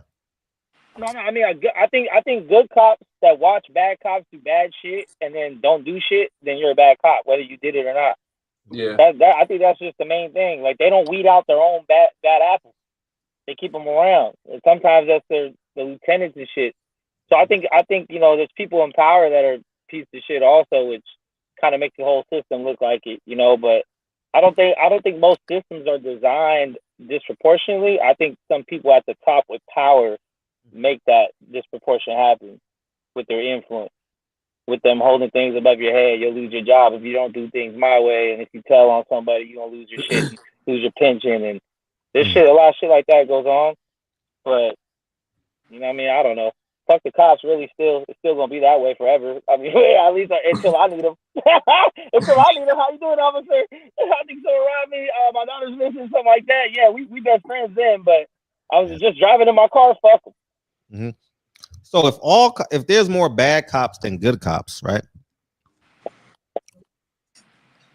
Then we should hold the black people accountable in our community. Why you say that? Just selling dope, mm-hmm.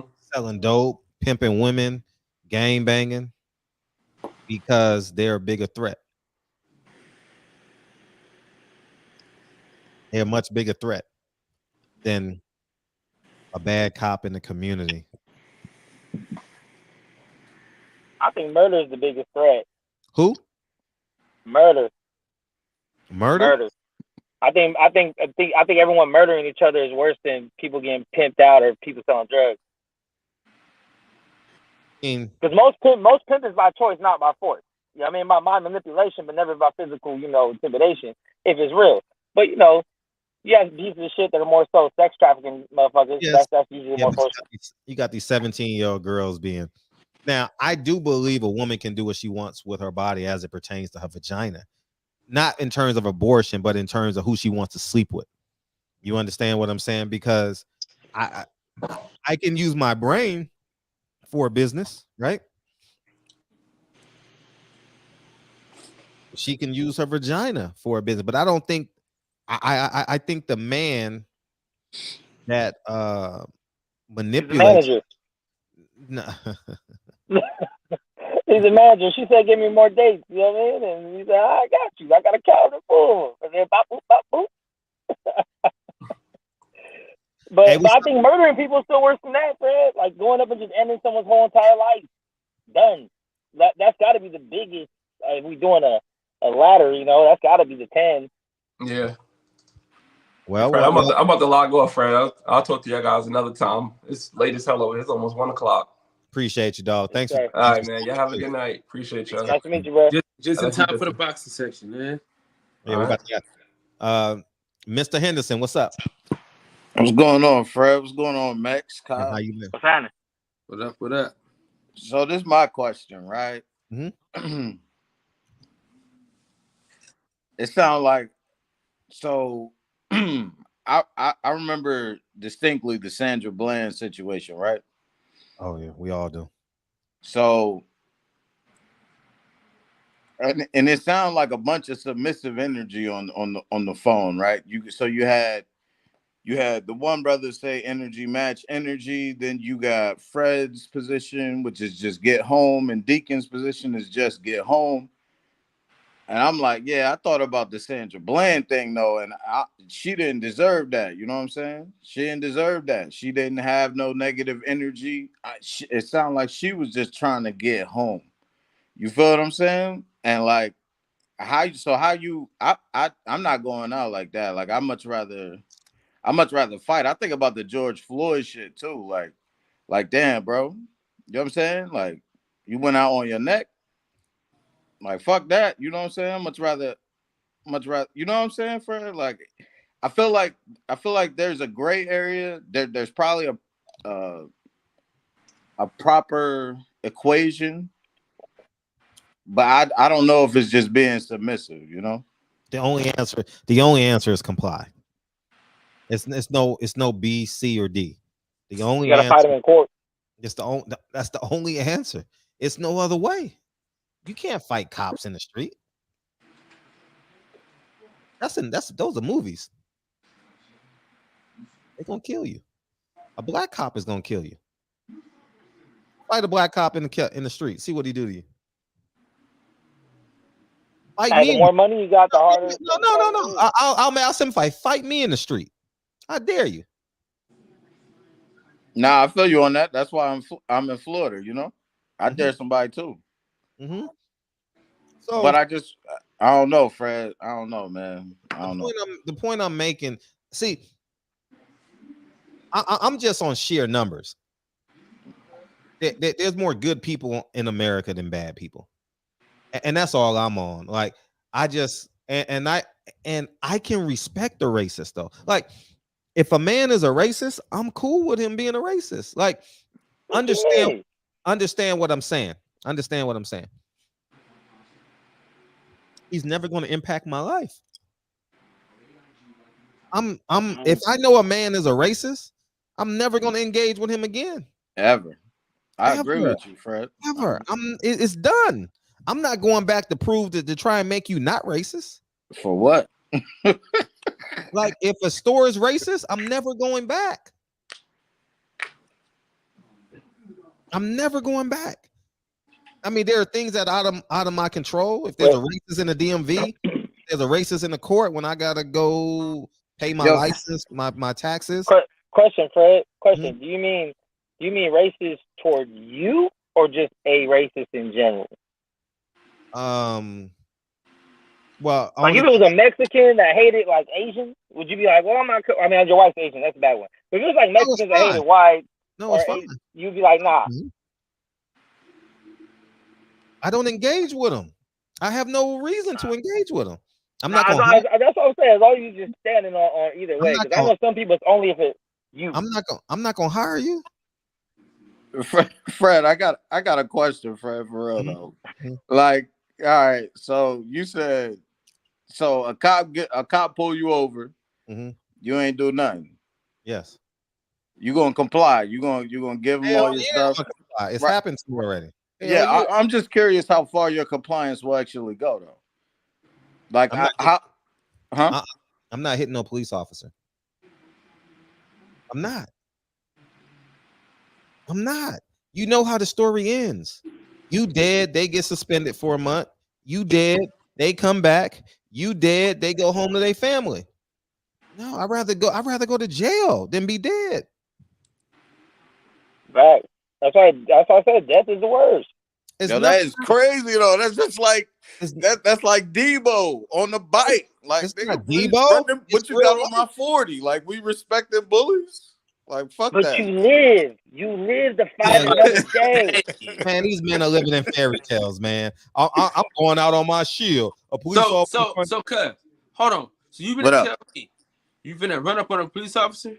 No, I'm not talking about. I'm not talking about me running up on any police officer, but I'm talking about like a police officer being overly disrespectful to me. Well, let me know how it turns out. Verbally? Huh? We talking about verbally? Physically, I don't know. Just like as a man, you know what I'm saying? What do you gonna do though? What do you think you're gonna do? We see it once a month. What do you think you're gonna do though? I don't know. I don't know. You're gonna comply, my boy. You're gonna comply. Yeah. Get the fuck up and comply. Yo, that's crazy, bro. That's crazy, bro. You got the way that we were taught when we was young. Hold on. You got kids? He got a son. Yeah, I got kids. That's what I'm worried about, though. It's like, damn. So that's why you comply. You get your ass home, bro. You tripping? It's like the example. See, he got the mindset of the man that says, if a motherfucker do something, he got a man with 3 kids says this. If a motherfucker do anything to my kids, man, I'm gonna blow their fucking brains out. No, you're not. You got 2 other kids at home. How the fuck you gonna blow a kid out? I might. Then you in jail for, huh? I might. I only got 1, so I might. Oh well, you in jail for 25 years. You in jail for 25 years. Your wife getting fucked by somebody else, and your kids. I got one of those. I'm good. Crazy. I'm speaking the truth. I'm speaking the truth. These are realities. You think your wife is or your girl is loyal to you? You've been in jail for 2 years? Nah, got it out. 6 months. I the kid thing's a bad example, Fred, because a lot of people would die for the kids. But just because a cop's calling you a bitch or some shit, yeah, you got to make it home, man. Like, we can trade. You're gonna be in a live bitch. Nah, but look. So I was a kid. Like I was like 18. Came across a racist cop. His name was Palmyra. Used to pull me over all the time, make me take my shoes off. You know what I'm saying? Like just wild shit as a kid. And I was like, had the respect for the badge. Like, I don't think, you know what I'm saying? Like, there's something wrong with the energy there, is all I'm saying, Fred. Like, that's all I'm saying. You can't do nothing. I don't give a fuck how tough you think you are on this team. Man. You ain't doing what you gonna do. You gonna beat his partner up too? How about you? What you gonna do with the backup? And then what you gonna do with the backup? Good luck. I'll with the backup. You know what we gonna do? You know what we gonna do? You know what we gonna do, man. Mr. Henderson got killed last night, man. Rest in peace, man. We gonna do a 10 count for you. Yeah, we gonna do a 10 count for you, man. You know what I mean? We gonna remember you, but it's gonna fade. That's the reality. Yeah. Stay in the house. Stay in the house. Yeah. Be a great person. Be a great person. Get a station wagon. Right. Hey, the numbers don't add up, man. We ain't gotta live in fear, man. We not being hunted every day like LeBron James say, dog. Yeah, LeBron be bullshit, man. LeBron, fuck LeBron. Man. LeBron ain't the GOAT. But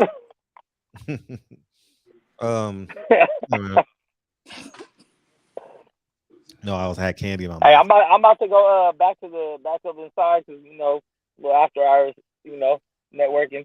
But I'm gonna holler at y'all players. I'm gonna start right up in the section, man. If it's not too loud inside, Kyle. Hey, you got a job to do, nigga. Right, I'm gonna give you a little sneak peek. I got you. Hey, time out. What's the verdict on what's his name? The dude that ain't had nothing in like 4 years. Oh yeah, today's Thursday. Hey, TB Sunday, beam in Sunday, TB. Well, hey, yeah. He didn't do it. Yeah. He would have came out here tonight. Guess what, guys? Guess what? Yeah, but I want to get a score. I definitely want to hear. We gotta know. He needs to make his own little reality show on YouTube of trying his quest to get some. This is a motherfucking tall tale right now.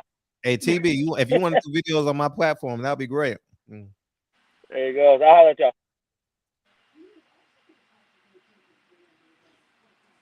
Well, Fred, I'm gonna make it home, man. Kyle, I'll be in the section. Yeah, make it home, man. Make it home, y'all. So everybody head over to the boxing section, man. Spend the night in jail. Make it home. Bail yourself out. You know what I mean? Put some ice on the knots. You know what I'm saying? Ice on the knots. You know what I mean? Niggas, ain't no Superman out here when you fighting 4 police officers, man. I know it sounds. I remember that scene in American Skin when Nate Turner had to humble himself in front of his son when he said, "You told me not to." Well, Yeah. Anyways, man. All right, man. Appreciate you. Man, you. Yes. In the words of the great philosopher D.B. Fedro. Play the song, Fred. Yep. I appreciate y'all tonight, man. Tavion, it's our Friday. We got 3G in the building, man. We got 3G in the building. Dre's finest. Patricia Sheldon is in Indiana. Maybe we can do a date with 3G and TV. Dre's finest. Consolidated planning. Jack Trades. What's up? Champion Heart. You should have beamed in. KB. Wanga. Appreciate you. Broken Traditions, man. It's all love, man. Brian G. What's up? Yeah, they just feeding their family selling drugs. I know. Shit. Well, we might as well just have a motherfucking chaos. You know what I mean? Fuck the bullshit. Fuck organization. And where's Cat of Truth at, man? David Hyde, Harsh, Tavion, what's up? I said, where is Cat of Truth? Oh, yeah. Where is he at? He would enjoy this conversation. Oh, man. What do you mean? Man, there's no way. So that means there's more. So that means there's more bad black people than bad black people than good people. Good black people. There's more bad Mexican people than good Mexican people. You know what I mean? People Hernandez in the building. You know, it's just People Hernandez. Yeah. How about your daughters? Your daughter single? She a beautiful woman. She playing video games right now. What's up? What's up? What's up?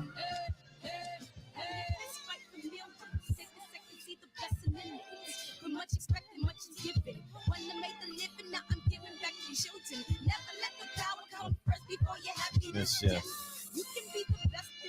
I just got to a good area. Oh, well, damn. Drive safe, dog. Drive safe.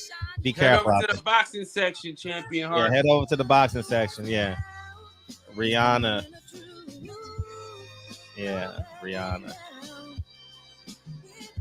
Dre's finest. Appreciate you, dog. Dre finest at work, right? Appreciate you, big homie. What a good week, man. This was a good week, man. Sunday, we right back at you. There's no boxing this week, so. Nothing that we really truly care about, so. Yeah. Changing up like a seasoned indigenous to the grind, so I do it for all my people. So yeah, man. I'm interested to see what they're gonna do with that Loma, Devin, and Cambosis triangle. I wonder what they're gonna do with that. I'm gonna sit back and look at it and check it out. What if Bob Abrams will get out that contract? Who? You think Bob Arum just gonna pay Kambosos off? Ain't nigga, please. He Jewish. He ain't gonna away that much money. Shit, I just think he just a businessman. He's just a straight up and down businessman. Hey, when you worth $300-400 million, man, you could be a straight up businessman. This is what it is. Take it or leave it. I ain't tripping. Devil is a lie. Hey. I'm telling you the truth. Hey. Love y'all, man. See y'all Sunday. The conversation's getting bigger and bigger. I love this shit, man. I told you, Kyle, brick by brick, man. Watch this shit. I knew. Oh, I meant hit the wrong button. I meant to hit end broadcast, and I